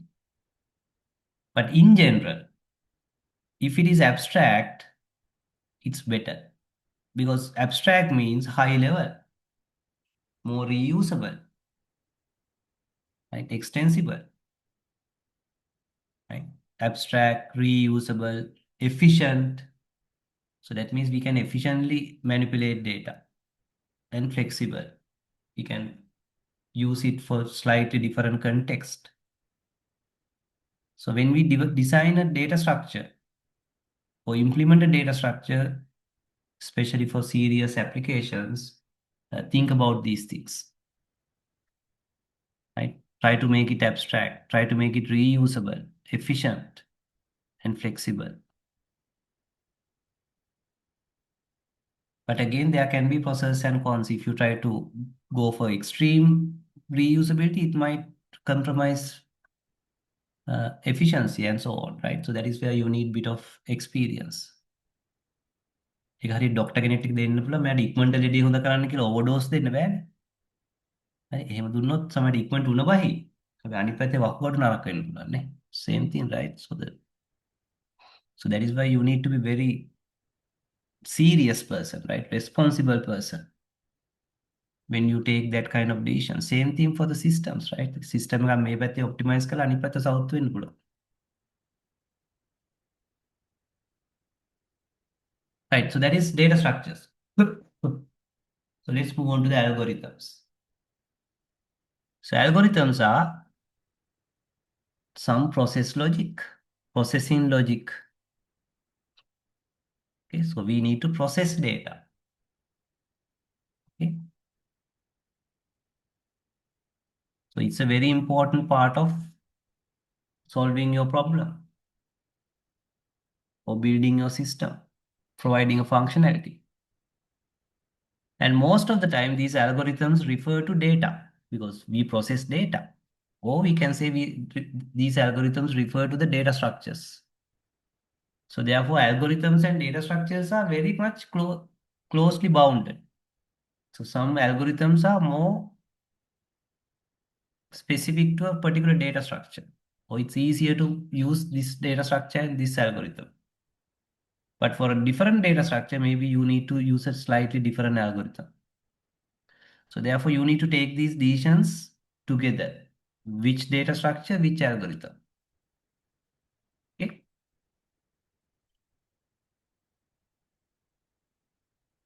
And there are some well-known algorithms so that you can take it as a starting point.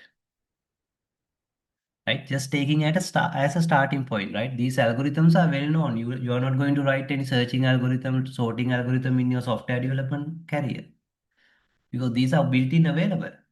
For example, the list framework has sorting algorithms. You just call the sort method. You just call the search method and it will return the value. So then why do we learn these? Because these are good starting point to think about algorithms, right? Traversing, optimizing. So then you can solve more complicated problems or more complicated algorithms. So therefore, I'm just telling, so don't think that I know this search, that sort, that one. Who cares? Of course, in the exams also they ask questions, because this is a good playground for you to think, compare, think about different aspects. Why this sorting is better than the other sorting. So then you take that to the next level of problem solving, because you are not going to solve the same problem of sorting in your life. These problems they have already solved. Okay. So that should be your focus, right? Because some students think that, okay, my task is learning these sorting algorithms, searching algorithms. No, that is not your task. This is just a playground for you to come and practice. But the real match is somewhere else. You never know what is going to happen in the next moment. just like playing a football match. Okay.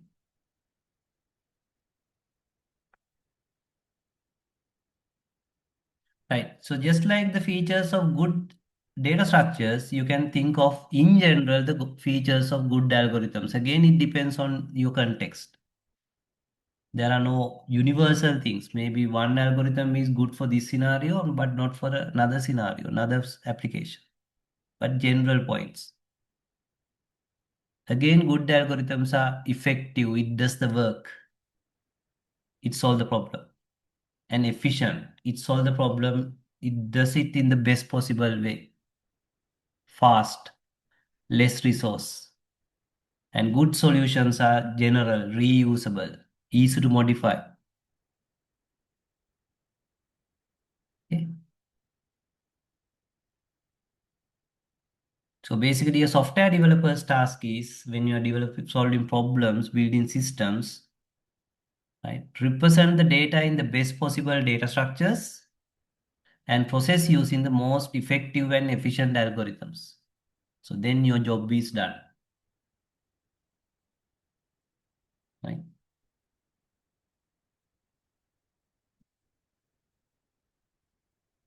So why some people like Uber, some people like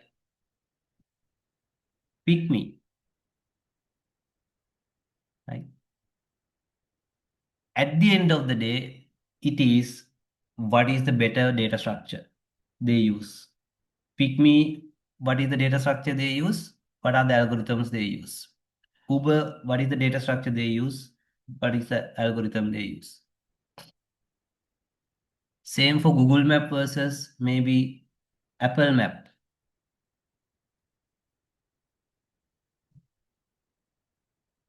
Google search versus Yahoo search. And even we can extend it to AI and other areas. The best data structures, best algorithms, okay, gives you the best results, the optimum results. Okay. Right. So just few past paper questions, just one or two. Remember, you have this is level 2, you have both MCQs and structured essay. So this is a structured essay question. Discuss two main differences between static and dynamic data structures. 2021, question 1, B1, this is paper 2. Right, we have already discussed, right? So static, the number of elements that we can keep in the data structure is fixed. It's decided upfront. Whereas dynamic, we can keep add, remove elements. You can give example like a array versus Java list. Okay. Array based stack versus list based stack. So dynamic structures are more flexible and maybe better memory usage. Whereas static restricted and maybe poor, not very flexible memory management, or maybe a bit of waste of memory. For example, when you create an array of size 10, even when you have one data element, memory is allocated for 10 data elements. But list, when you had only one data, only one memory allocated for one element. Okay. But you can keep adding. So dynamically the memory is allocated. But in array, we have said initially, okay, it's size 10. Now, one thing is even when you have one data, memory is allocated for 10 elements. And you can't go beyond 10 also. You can see the limitation. Okay. And you need to explain it. Right. Next one. When selecting a suitable data structure for a particular application, the following characteristics are advantages. Good. Efficiency, reusability, abstraction. Discuss how the above characteristics are advantages in a client-side implementation. Remember, client-side implementation. Pay attention, okay? I don't know if the examiner pay attention to this client-side. Possibly yes. So client-side means if it is a web application, browser. Okay. Right. Efficiency. Of course, high efficiency means you get the faster results. So faster results is what end users expect, right? They don't want to wait forever. So that you can explain, right? So reusability means we can reuse that algorithm, sorry, data structure for maybe for different problem domains. Okay. Or when our problems or the is slightly different, still we can reuse it. Okay, reusability. So that otherwise you need to duplicate our effort. So abstraction means you build a high level, conceptual level solutions that promotes, then we can go for different implementations because it's abstract data structure. Implementation is up to us. How are we going to implement? We can change it depending on the situation. And it's more general solution because it's abstract. We can reuse it more. So likewise, you need to explain. And especially client side, a browser, where we have limited memory, right? Limited resources and security restrictions and so on. Okay. You can see examiner refer to client. Okay.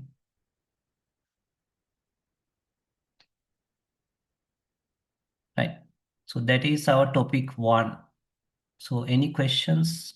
Remember now you are in level two means you must be more serious. Of course, if you are more serious, that is why you are in level two. Still anyway, your results are not released because not everyone in semester one and two will be in level two, right? Of course, even half of those will not be in level two, right? Even the half of them will not be in level two. That is reality because this external degree program where we take it now. Now remember, if it is internal degree program, right? If we have 100 students in level 1, maybe 99, 98 students in level 2. But in external degree program, when we have 100 students here, maybe only 40 students here. Because here they have a very strict GPAs, right? ESET scores. Right? ESET scores. S3 නෙමෙයිනේ ගන්න. but මෙතන S3 ගන්න. අනිත් එක ඕන field එකකින් කට්ටිය එනවා. නේද? එහෙම ගන්න නැහැ. ඒකත් තේරුම් ගන්න ඕන හරි. එතන මේ අමාරු එක්සෑම් හන්ද නෙමෙයි. සමහරු ජීවිතේට ලෙක්චර් එකකට ඇවිල්ලා නැහැ. මෙතන ඉන්ටර්නල් ස්ටුඩන්ට්ලා දවස් 5ම ලෙක්චර්ස් යනවා. ඉන්නේ හොස්ටල් වල සමහරලාට ලයිබ්‍රරි වල.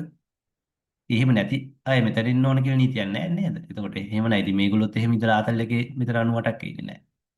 ඒකයි හේතුව හරි. සමහරු සීරියස් නැහැ. සමහරු නිකන් මේ ආතල් එකට ඩිග්‍රී කරනවා. වෙන කරන්න දෙයක් නැතුවට. හරි ඒකයි මේ 40ක් විතර ඉතුරු වෙන්නේ. ඒවා දැනගන්න ඕන. මේ මිනිස්සු හැසිරෙන විදිහට තමයි අපි සාමාන්‍ය ලෝකෙට ගියාට පස්සේ මේගොල්ලොත් එක්ක තමයි අර තරම් කරන්න වෙන්නේ කියලා. හරි. මෙහෙම ආතල් අරගෙන ඉන්න බෑ කියලා නිකන්. මෙතන වල ෆ්ලෙක්සිබිලිටි එකක් දීලා තියෙනවා. ඒකෙන් වගේ රෙස්පොන්සිබිලිටි නැති කරගන්න බෑ. So you must be as responsible as them. ඒගොල්ලෝ කරන දේවල්ම යටත් කරන්න වෙනවා. Develop systems, do practical things, discuss this, think about this, okay, and so on. ඔද ෆීල්ඩ් එකට ගියාම ඉන්ඩස්ට්‍රි එකට ගියාම ඔයා අරමුද මෙහෙමද කතන්දරයක් නැහැ. ඔක්කොටම තියෙන එකම වැඩ. එක ටීම් එකකට ගියා. Okay. Right. So now we have done the topic 1, introduction to data structures and algorithms. Okay. Right. So we'll not do the arrays and linked list today because I want to start the data management subject. Okay. Right. So we'll take a small break. After the break, we will start data management evolution. Again, it's a big topic because you have only 5 topics. topic topic so therefore, definitely we can't finish it, but we can go maybe one third of that. Okay. Data management systems. Okay.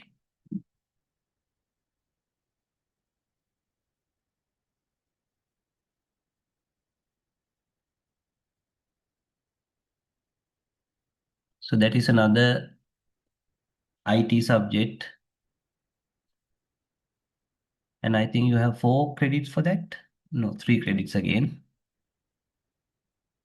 This is basically the continuation of database subject, or you can call it database too.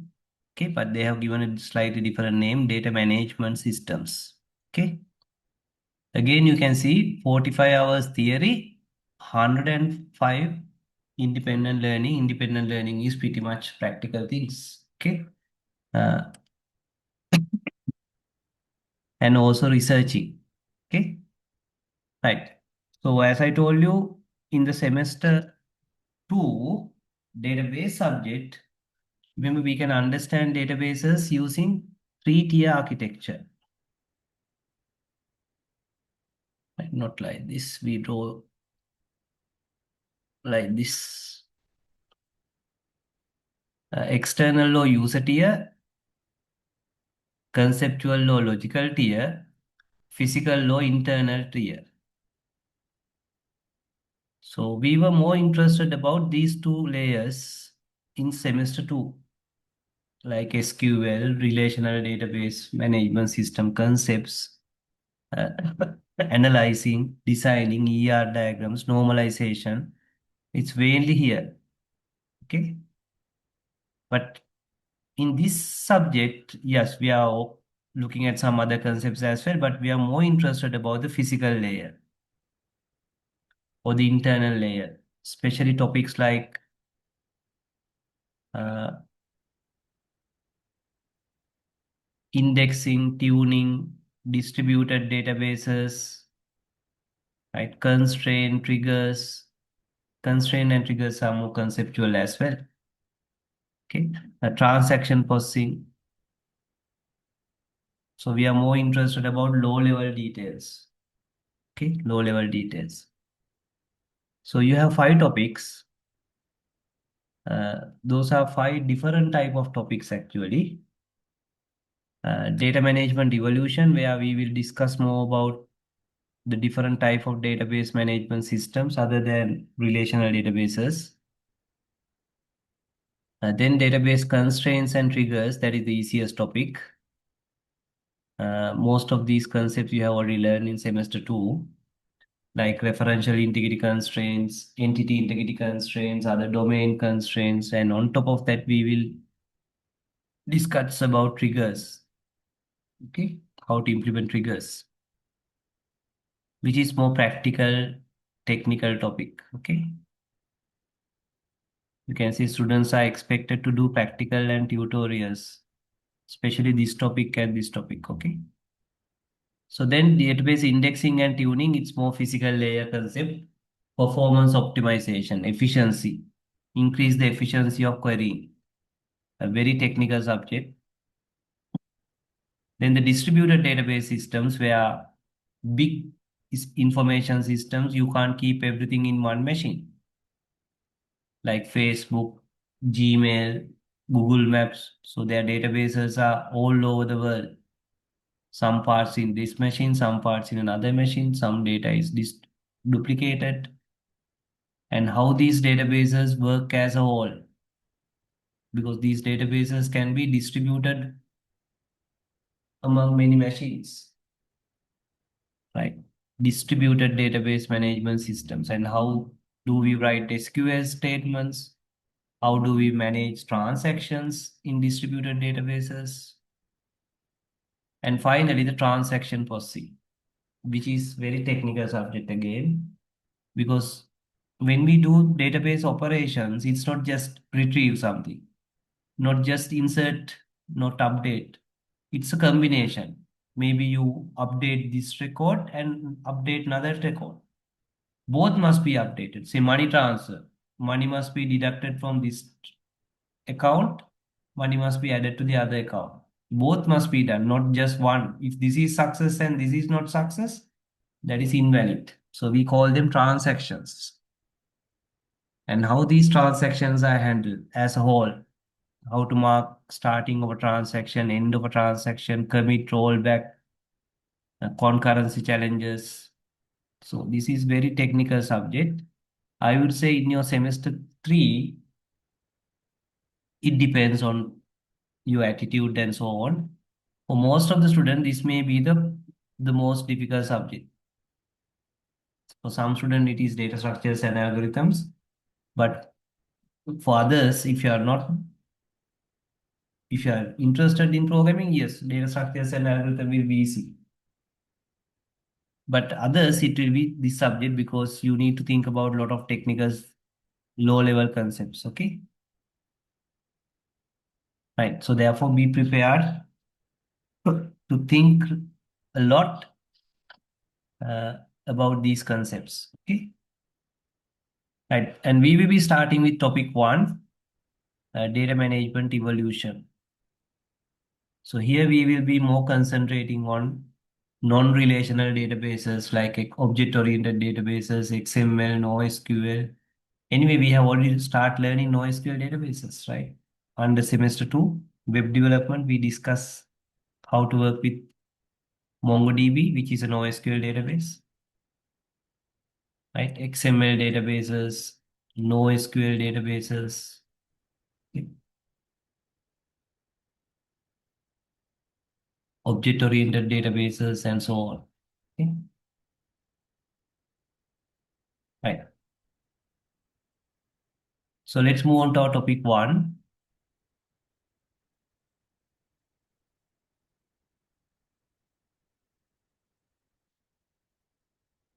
For this subject, for this topic, actually, not this subject, for this topic, I have not given you a separate note. I'm referring to the UCSC note, mainly because your UCSC note is very comprehensive and well organized.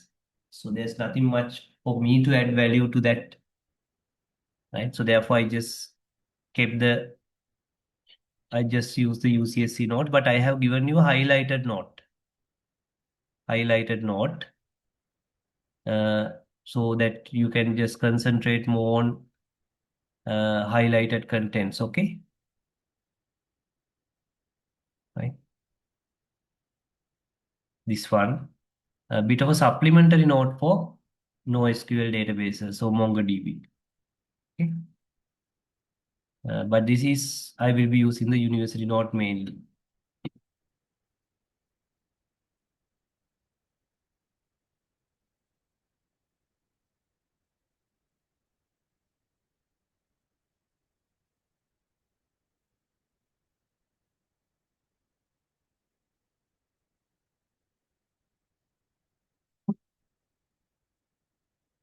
Right, data management evolution. So remember we discussed about the evolution of databases in the very first day of database management system subject in semester 2. So database management systems evolve. First, hierarchical databases, hierarchical. We develop databases like hierarchies,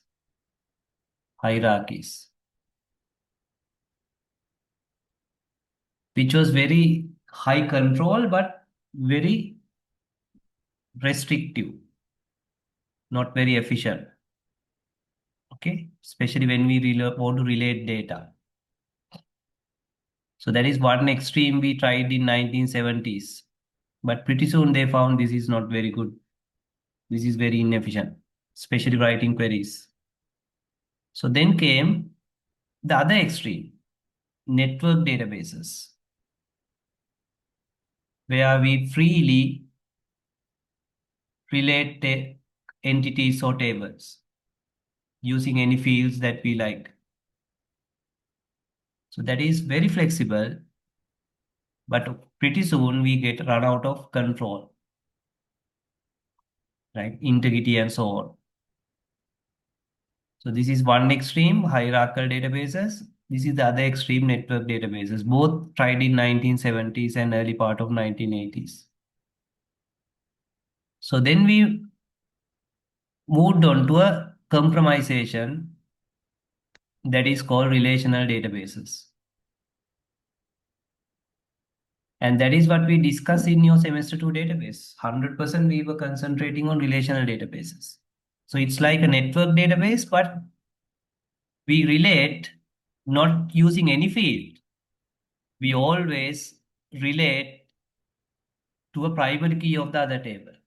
Not just two fields are used. No, it's foreign key, primary key. Foreign key must always map to the primary key of the related table. So that gives you additional control while preserving the flexibility of relating without strict with the hierarchies. Still we can relate, but with some additional restrictions. And even today, the most widely used type of database is relational databases. But that is not the end of the story. These databases are keep evolving, okay, into object databases, XML databases, NoSQL, and so on. Okay. Right. So here we are not interested in these historical things or relational database, which is we have learned. We are more interested about the next futuristic things. Okay. Object databases, XML databases, and NoSQL. So therefore, though we call it evolution, we more talk about the futuristic evolution. Okay. Right.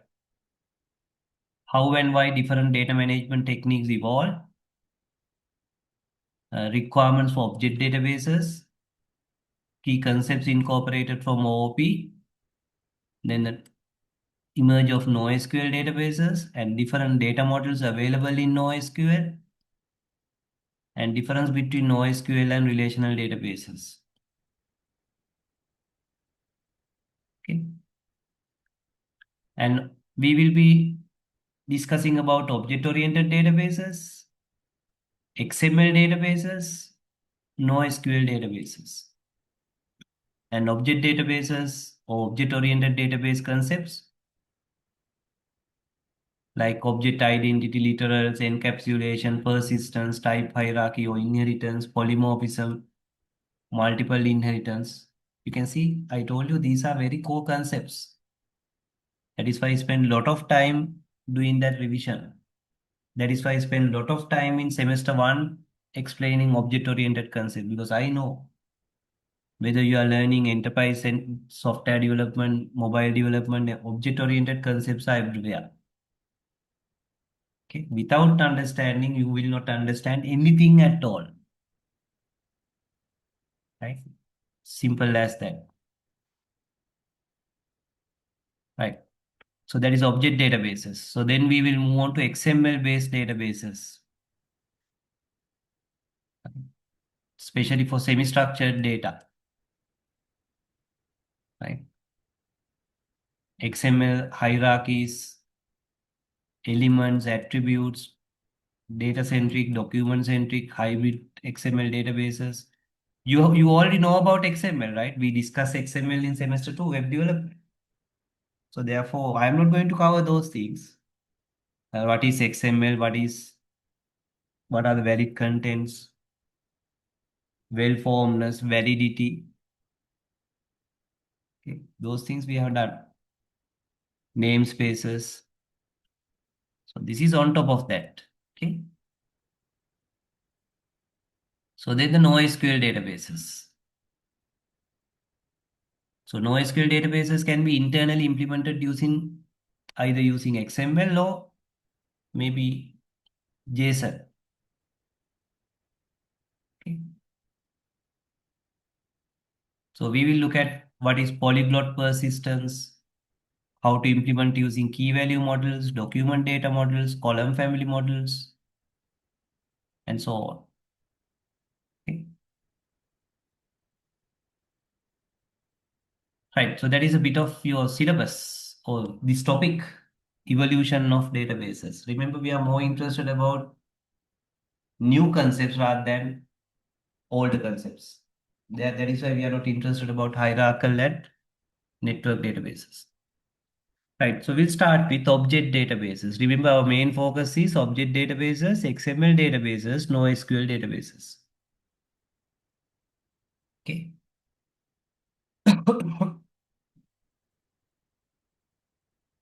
Right.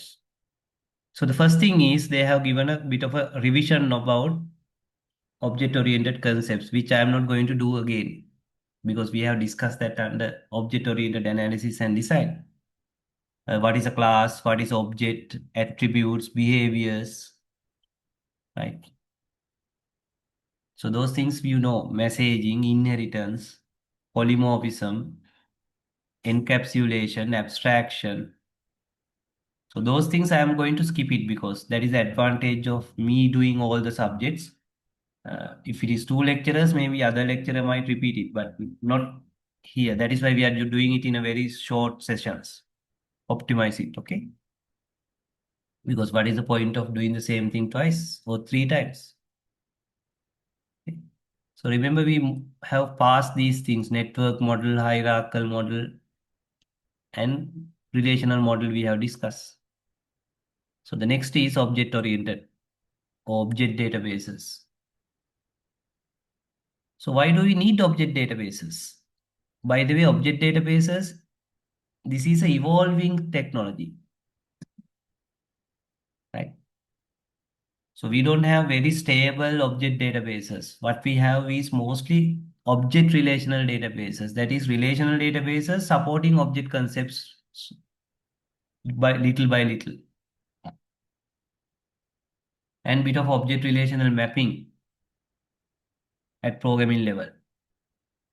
So therefore, we will not refer to a specific database management system because we don't have a very stable object database management system right now.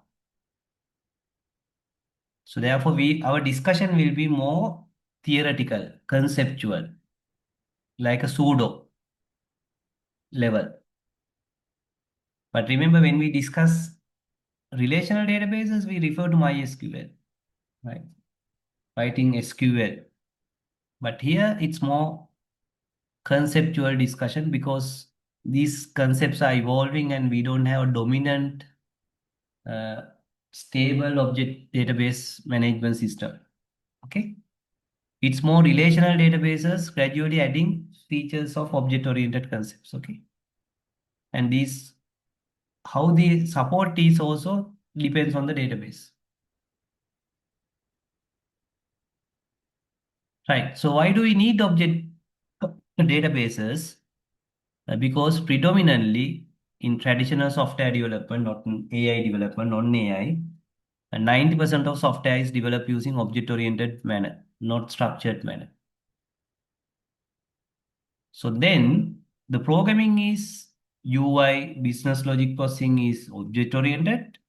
The database is relational, which is a mismatch. Here object-oriented, here relations.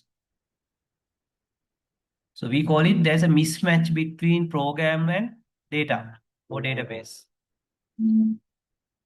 Even data structures can be object-oriented that we are going to discuss, right? Stack, queue, list, we can implement using objects. But database is set of relational databases, tables, foreign keys, primary keys, which is not 100% object-oriented. So object databases are to bridge that gap. Ideally, here object-oriented programming, here object-oriented databases. Okay.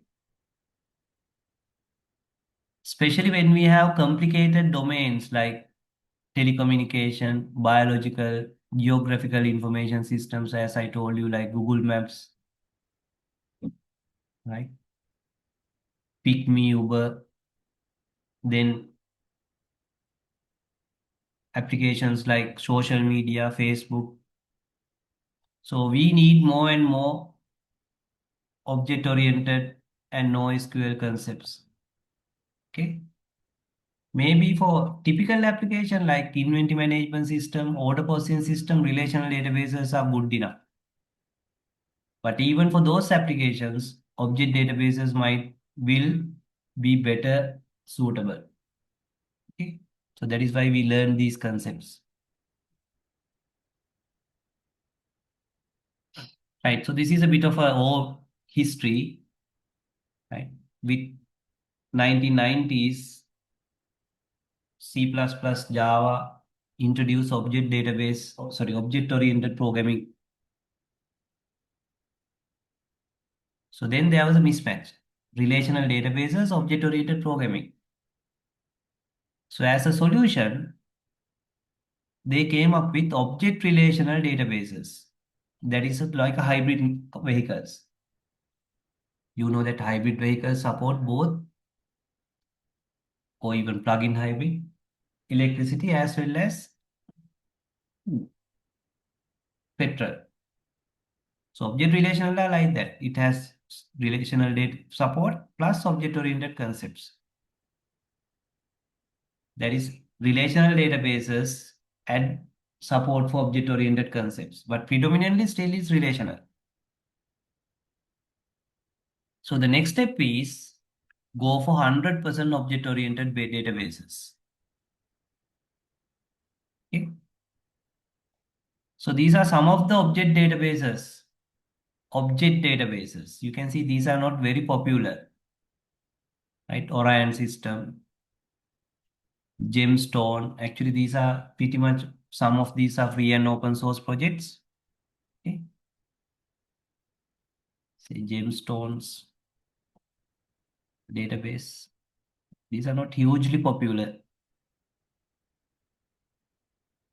Okay. Pretty much niche user base is there. Okay. That is why we are not going to do a lot of practical things, right? Orion is another. I think they have even changed the name.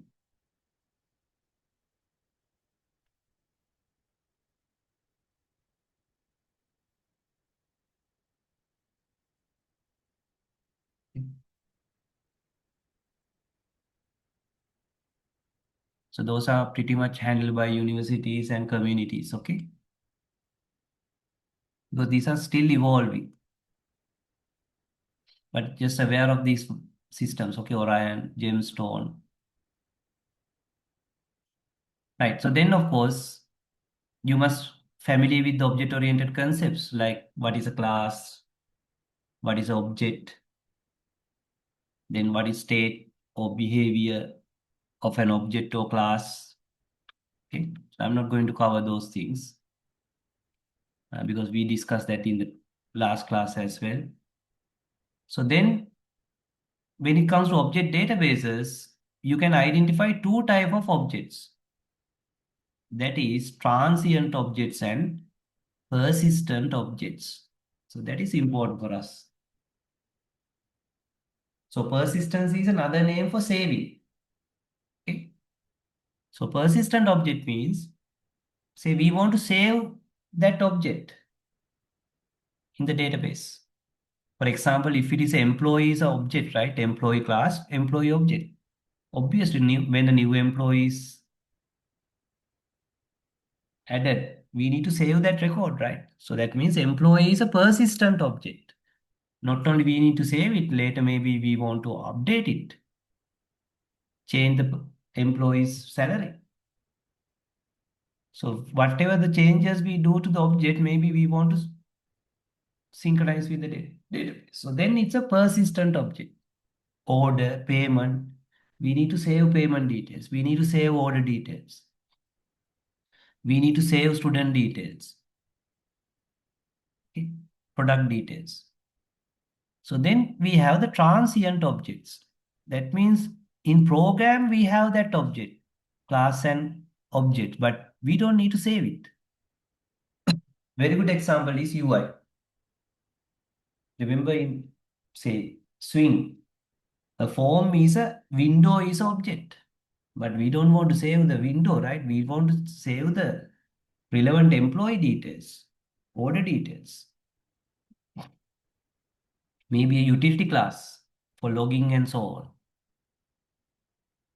maybe a control class in MVC architecture. So we don't want to save those, but those objects are important to handle the control flow, event handling, and so on. So we call them transient objects. So in object or in databases, we say synchronize persistent object, or we save, update persistent objects, but we don't need to do the same thing for transient objects because those are control, intermediary UI side type of objects, utility objects. Is it clear? So that with experience, you will identify, okay, this is a transient object, this is a persistent object. It's not a rocket science. Okay.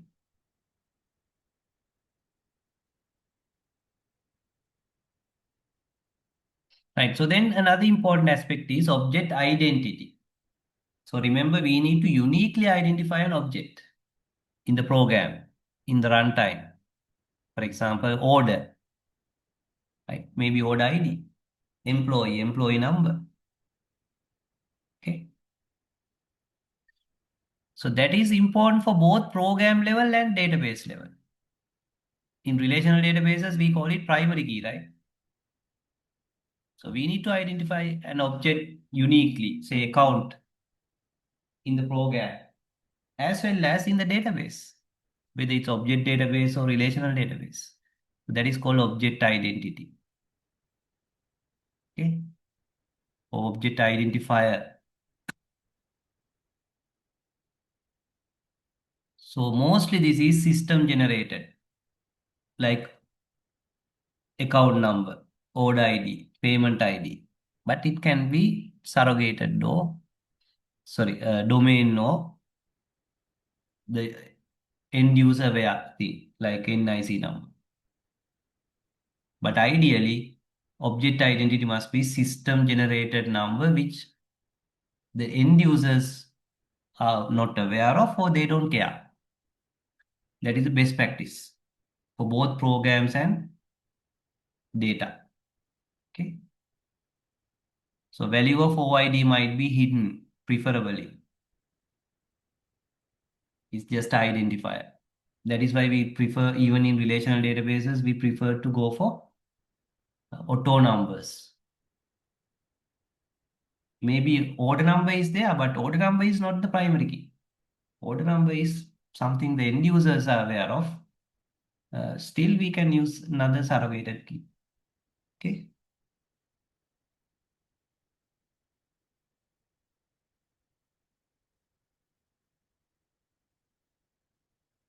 Right. So there are some features of object identifier because object identifier is a special field. Right. Student name is not an identifier. Salary is not the identifier. Date of birth is not the identifier. Maybe student number, student ID, or account ID, order number, order ID. So this ID or the identifier or the object identifier must satisfy these two properties. What are those? Number one is obviously unique. Otherwise, how can we uniquely identify? That means the same ID must not be duplicated among objects. Then it must be immutable. Immutable means you must not change it. Once you generate it at the object creation, at different times, you must not change it. You can change your salary. You can change the name, designation, but not the employee ID, identifier, because this is for a specific usage. Okay. So that is called immutability. Uniqueness, immutability. These are very simple concepts, right? Practically, otherwise we can't use this. Right? So OID is similar to primary key, but it doesn't mean that OID is always the primary key because in object-oriented databases, sometimes we don't use the word primary key, rather we just say OID, object identifier. Right. So then we can have literals. Literals means possible values. Right. So basically, other than OID, other fields will have literals unless it's a complex structure like designation. Okay? Description, course description. So those are values that we save. We call them literals. So literals are not OIDs. Okay. So OIDs are for the unique field. Other fields will have literals if you are going to have simple values. Okay. So your literal can be of different types. Single value or atomic type like salary or gender, just male. Okay. Or salary, 100,000. Or your literal can be structure or tuple. That means it's a set of fields.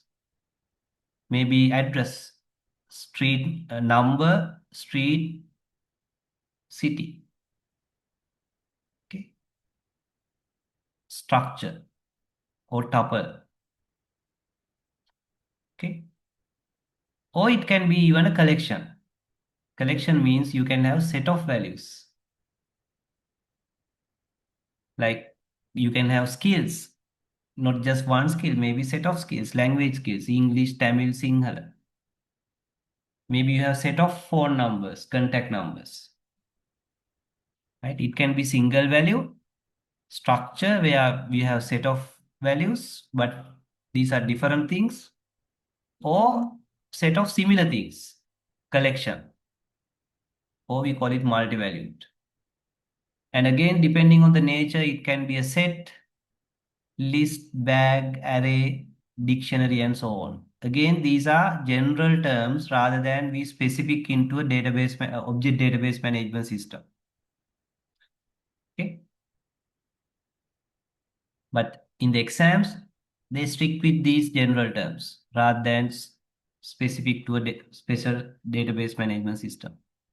So what are the possibilities of literals? Single value, structure or tuple, or collection. The collection can be list, set, bag, array, dictionary, and so on. Okay. That is literals. On the other hand, we have the OIDs. Of course, OIDs must have unique value. Right. So remember, it can be single value or atomic type. So then it can be something like integer, float, double, even string you can consider, though it's set of characters, right? Date. So those are single valued though atomic types. So the other possibility is it's a structure or tuple, okay, like enumeration in Java, enums in Java. So it's made of several components, okay, like a record. For example, so the employee name can be a structure consist of three parts: first name, middle name, last name. Maybe all three are strings, primitive types, right? So this is the syntax we use at pseudo level, okay? You need to remember these syntax, though these are not hard and fast syntax for a specific object database management system, but you need to use the exact syntax when you write answers. Struct, your structure name, then each component and their atomic types, comma separated. Okay.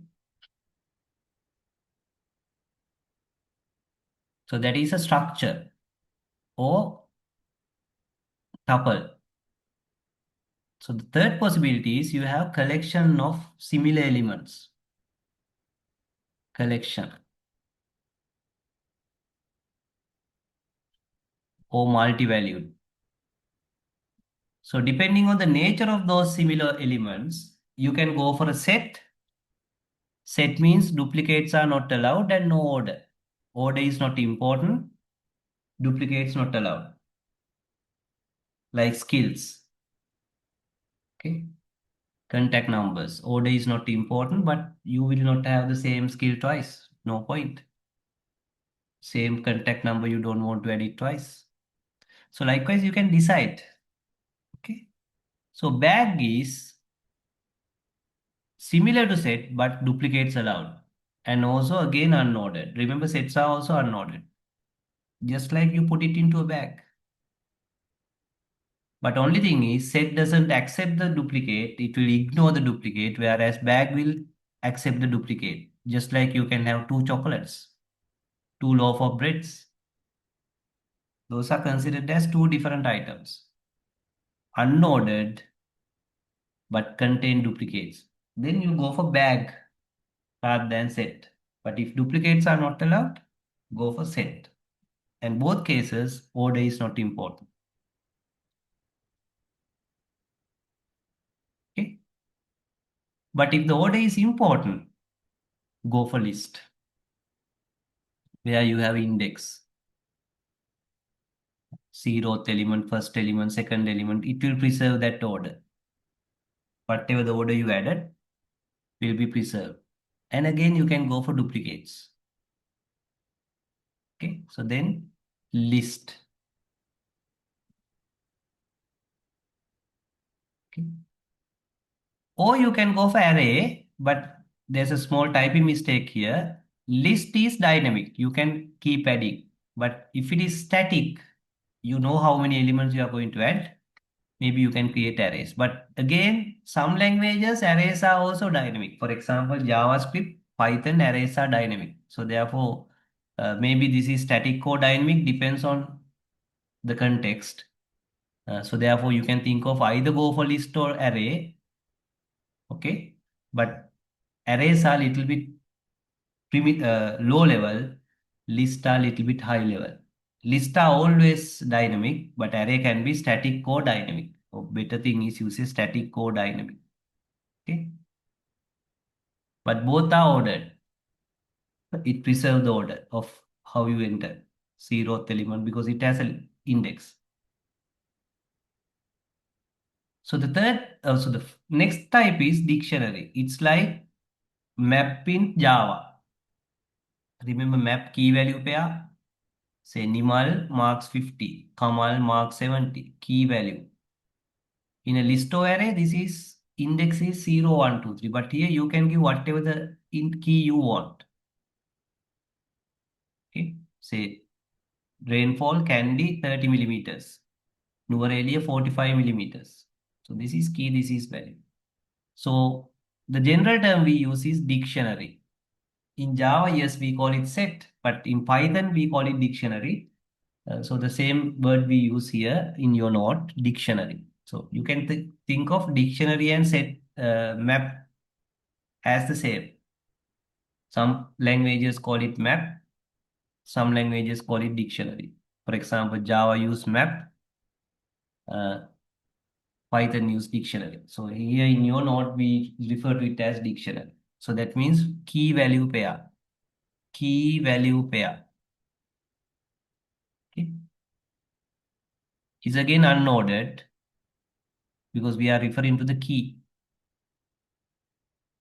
Okay. And also the duplicates are usually not allowed. No point because key can't be duplicated. Maybe value can be duplicated. Okay.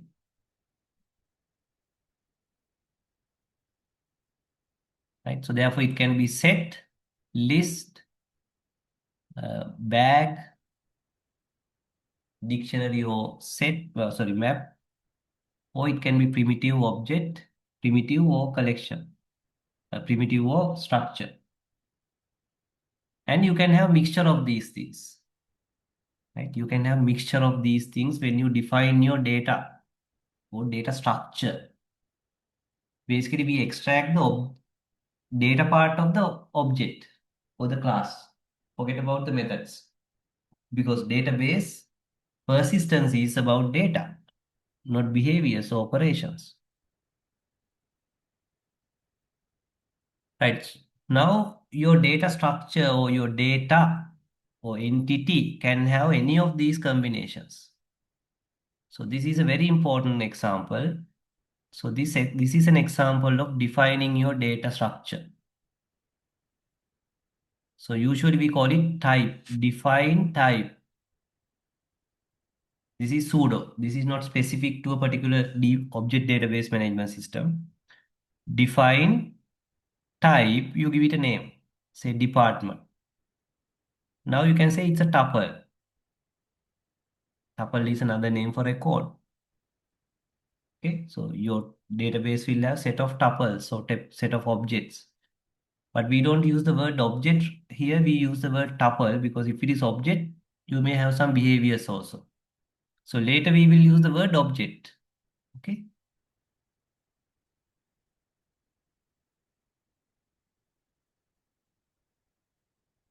You can see tuple, then class. So there you can have operations. When you have operation, it is a class. But if you have just the tuple, but without operations, we just say type. Okay. So define type means you have only the tuple, no operations. Define class means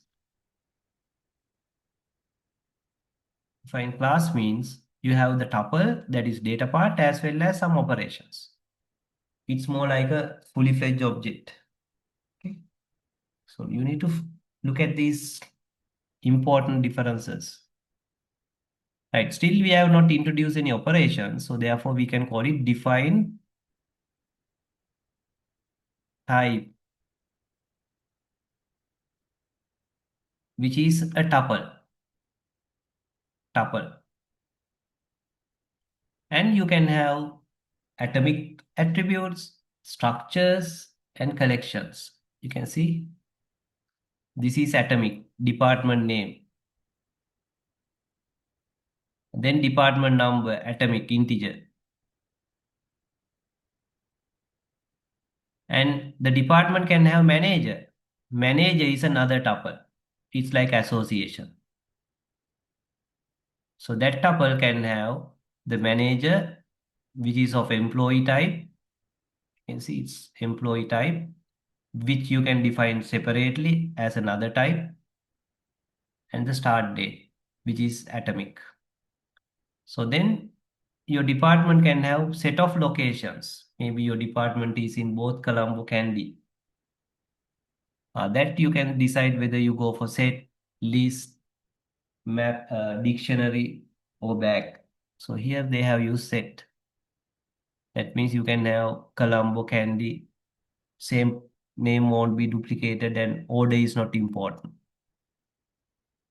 So then your department can have employees, which is a set of employees where employee is another type which you need to define separately, just like here.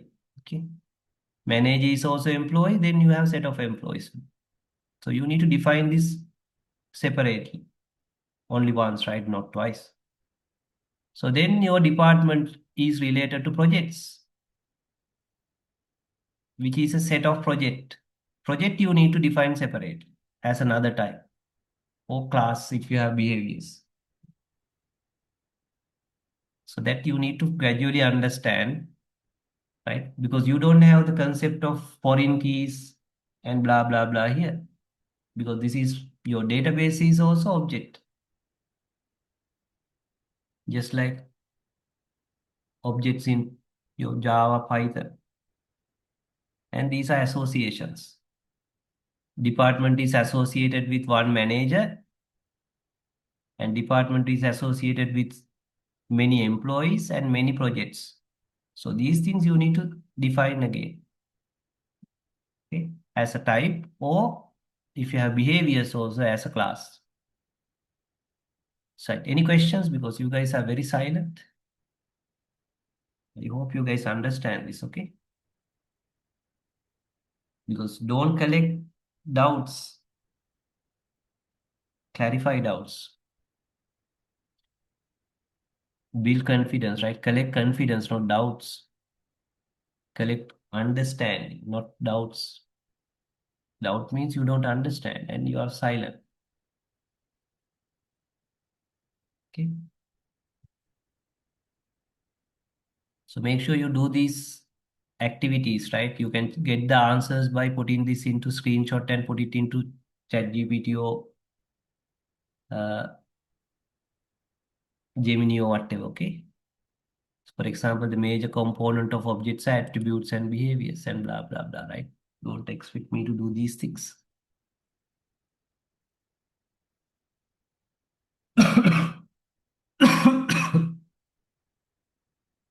Right. So remember, we are doing mapping the object-oriented concepts in programming to object databases. So far, we have been discussing about data.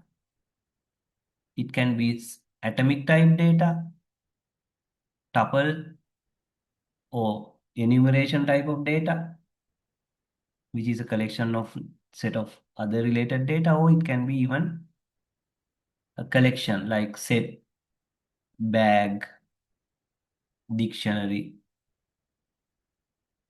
list, and so on. So remember, in object-oriented concepts, we have a concept called encapsulation. So we encapsulate both data and operations into one unit called class. And how do we do that is not this way. This is not the way to do that, data and operations. What is the correct way to encapsulate? Anyone? So do we encapsulate like this, data and operations, and put it into a capsule? So rather what we do is we take data inside and operations outside. So that means we encapsulate data with operations. That is called data hiding or information hiding. Okay. දැන් මෙහෙම දුන්නම මට අහුවෙනවනේ මේක නෑ මේක නෙමෙයි හරි විදිය. මේකයි හරි විදිය. නැත්තම් මේක ගිලිනක් පෙත්ත ටැබ්ලට් එක වැරදි. So this is how you encapsulate, right? And that is why after encapsulation you learn data hiding or information hiding. Right? So therefore class has both data and operations, not just the data. So then what about the database? Do we need to, if you are interested in object databases, possibly your object may have operations, right? So then someone might ask, are we interested in operations in database? Because we are more interested in operations in programs. It's logic processing. Right? Yes, in a way, yes.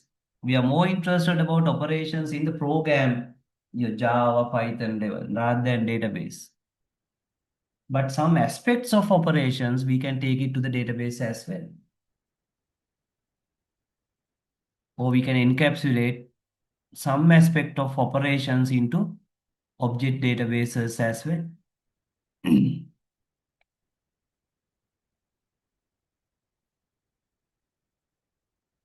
So that means you have the data and the methods.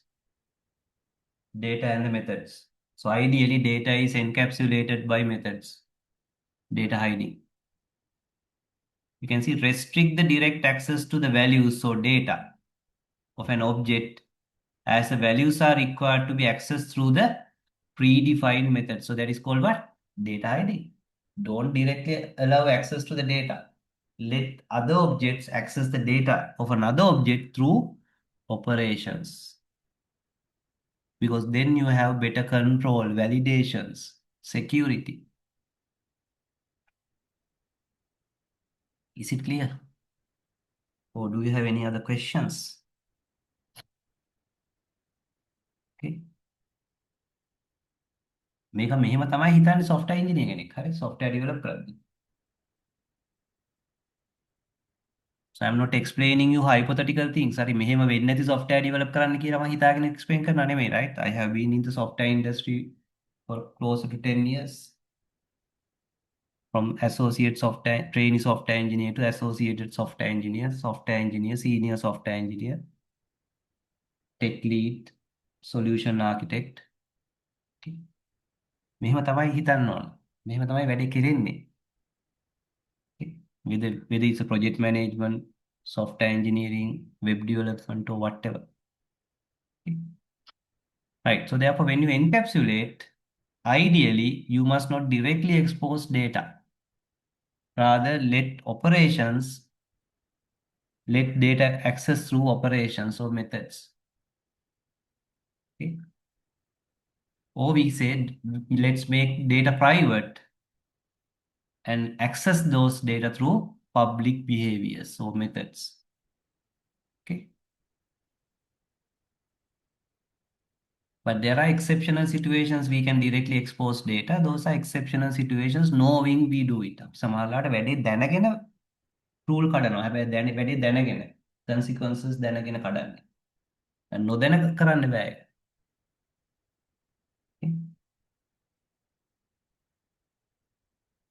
ඒක හරියට අර ලොකු ඇස්සක් යනකොට නේද? සොරව අරිනවා. අපි දන්න සොරව අරින්න එක නෙමෙයි හරි වැඩේ. නමුත් මෙතන තියෙන ප්‍රශ්නේ විසඳ ගන්න සොරව අරින්න වෙනවා. හරි. නමුත් සාමාන්‍ය සොරව වෙලා තියන්නේ නැහැ. Right. So therefore, when we introduce the concept of methods, now we can call it a class rather than simple, right, type. So then your type class will have both tuple and operations. Okay.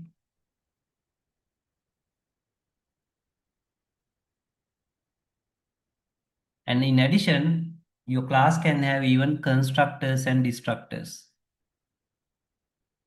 and even object modifiers.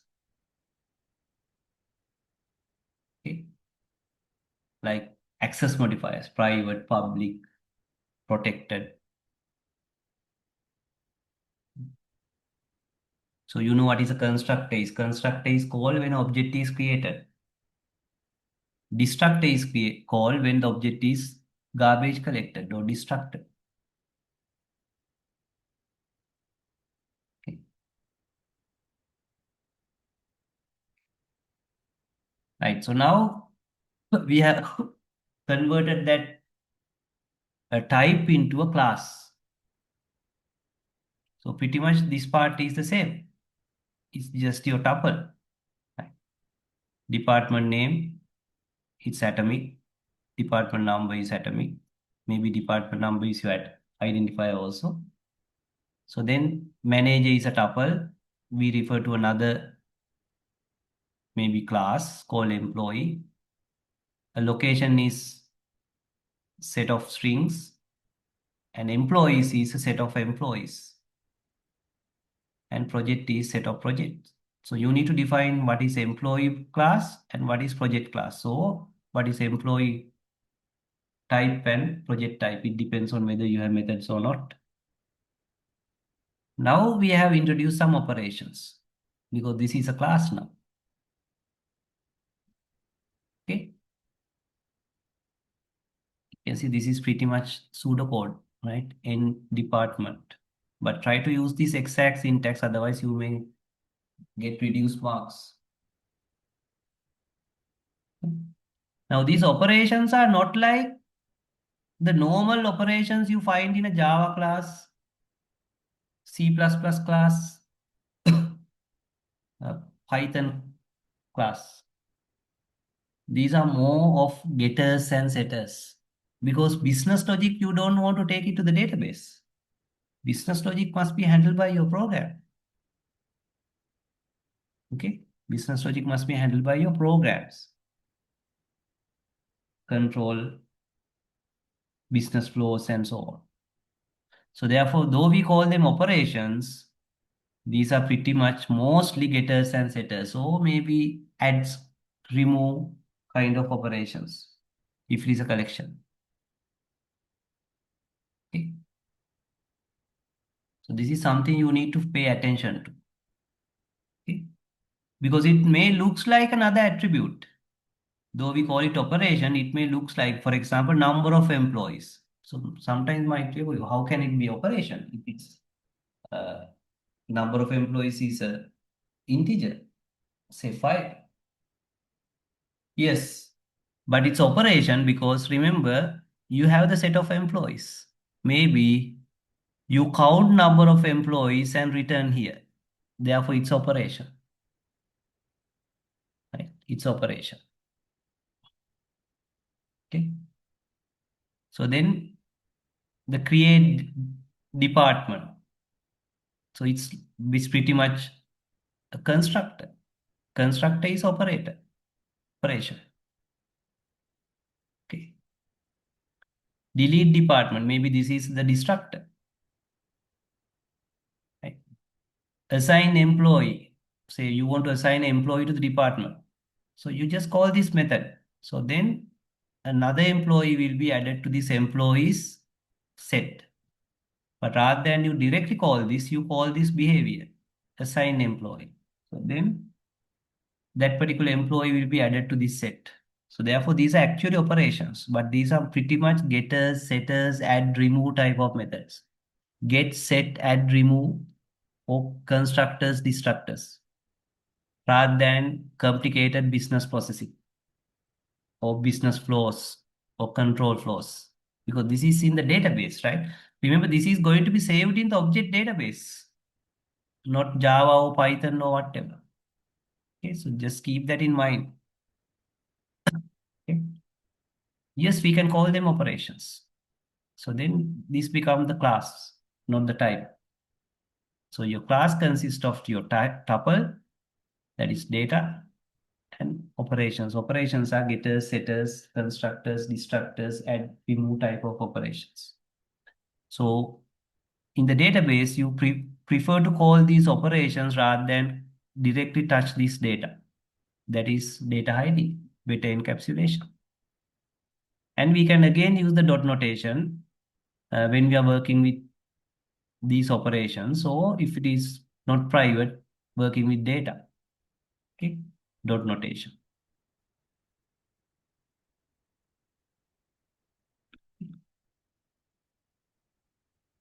So this is another example of student class. Now it's a class. So it has a tuple and set of operations. These are pretty much getters and setters. When we say age, remember, you don't need to write a getter and setter for L name because L name is there. Right? You don't need to say NIC getter and setter. But then why do you write a operation for age? Anyone? Because age must be calculated using birth date. So here you don't need operation for birth date. By default, getters and setters are there. But special cases only you need to mention. Maybe derived attribute. Maybe it's a constructor, destructor, or you just add it to the collection, remove from the collection, right? So those are the things we need to concentrate in operations. You don't need to write simple getters and setters. But if it is a derived attribute, yes. If it is a constructor, destructor, or adder, say you want to set the department to the student, yes, maybe set department. Here they have not added, but maybe yes. Okay.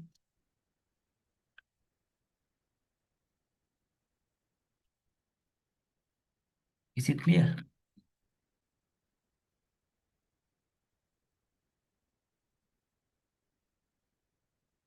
Now you can even read it and understand, right? So that is the idea, right? So remember the best form of education is self-education. Lot of teachers, lecturers, they don't want to tell this, right? So remember we have love-hate relationship, right? Every two of us have love-hate relationship. Whether it's mother and you, father and you, mother and father, teacher and student, doctor and patient, we love each other, we hate each other, right? Whether we like it or not, right? Politicians and other people, right? For example, politicians love people, right? Why? Because they need their vote. Then politicians hate people because they are looking for some advantages from the politicians, right? Assassum ඕන කියයි පොඩි එකාට job එකක් ඕන කියයි, then they hate. They love when the when the election is nearing. Same thing is there, right? Husband and wife, they love each other, they hate each other. ඉතින් ඒගොල්ලෝ ප්‍රශ්න තියෙන්නේ. සමහරට hate වැඩි love වලට වඩා. Say doctor and patient, they love, hate, especially in private industry, right? Love because patient කෙනෙක් කෙනා කියන doctor සල්ලි හම්බ වෙනවා.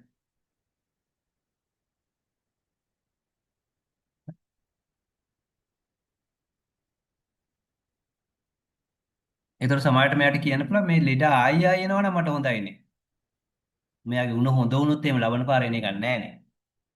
Same thing, right? Student and teacher.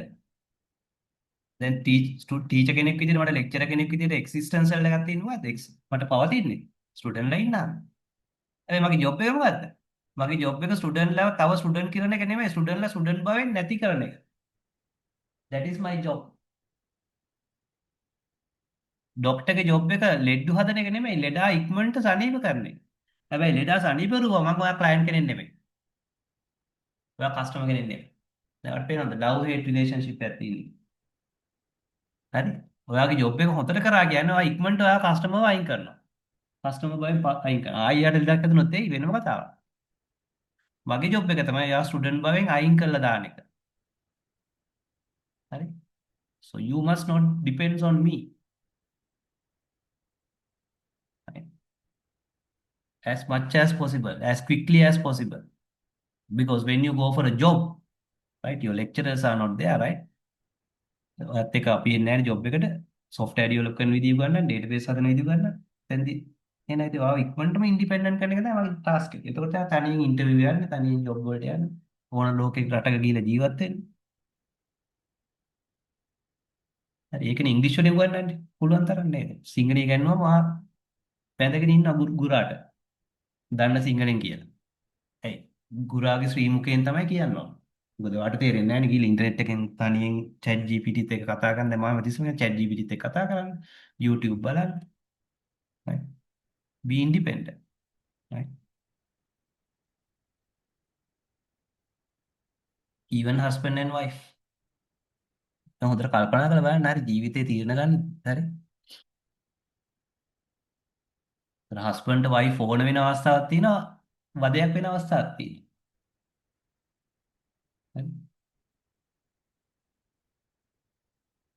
හරි ඒක හොඳට කල්පනා කරලා බලන්න ඕන වදයක් නොවෙන්න අනිත් මිනිස්සුන්ට පුළුවන් තරම්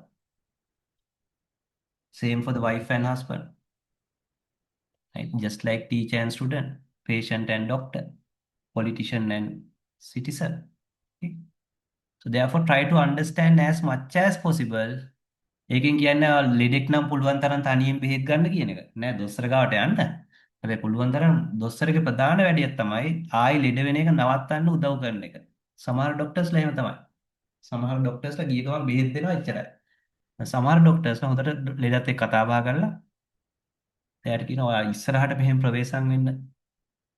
හරි. ආ. එතකොට ඔයාලට ආයි මේක හැදෙන එකක් නැහැ නැත්නම් ඉස්සරහට මේ ප්‍රශ්න වෙන්න පුළුවන් නේ. සමහරට ඒ ගිය අසනීපිට අමතරව එයා වෙන ඒවා බලනවා. බ්ලඩ් ෂුගර් බලනවා, ප්‍රෙෂර් බලනවා. නැත්නම් ඉස්සරහට ආයි එනවා මෙයා දැන් මේක තව මොකක් හරි ලෙඩක් කර හදාගෙන. ඒකට එයා අර රූට් කෝස් එකට තමයි ප්‍රතිකාර දෙන්න ඕන. ඒ වෙලේ තියෙන අසනීපය හොඳ කරනවා නමුත් ඒක තමයි අපිත් කරන්න ඕන පුළුවන් තරම් මේ කිව්ව critical thinker, logical thinker, have the proper attitude so that you start building your independence, problem solving, do productive things, high quality, whatever you do it with high quality. So then you are independent person, right? You can go anywhere for the interviews, jobs, and so on, okay? Right, so therefore I'm going to stop at this point. So go through the rest of the stuff as much as possible. එතකොට ඔයා ඊළඟ පාර lesson එකට එන්න ඕනේ අමතර දෙයක් අහගන්න. ඔයාගේ තියෙන ප්‍රශ්න ක්ලැරිෆයි කරගන්න. rather than මේද බණක් අහනවා වගේ මේක මගේ ශ්‍රී මුඛයෙන් කියන දේ ඔක්කොම අහන් ඉන්න නෙමෙයි. So then I can also do faster. Actually we have that kind of students bigger portion. That is why we are doing it faster නේද? සමහර classes දවසක් කරන එක අපි පැය දෙකකින් තුනෙන් කරන්නේ ඒකයි. අපි ගාව වැඩිපුර ඉන්නේ ඒ වගේ ස්ටුඩන්ට්ලා තමයි. හරි? And we want to increase that portion. Okay. Right. So we stop at this point. Right. Thank you. So we are in the middle now of this topic. So therefore, still this is not fully done. And next class, we will start web application development as well. And now we can speed up. Okay.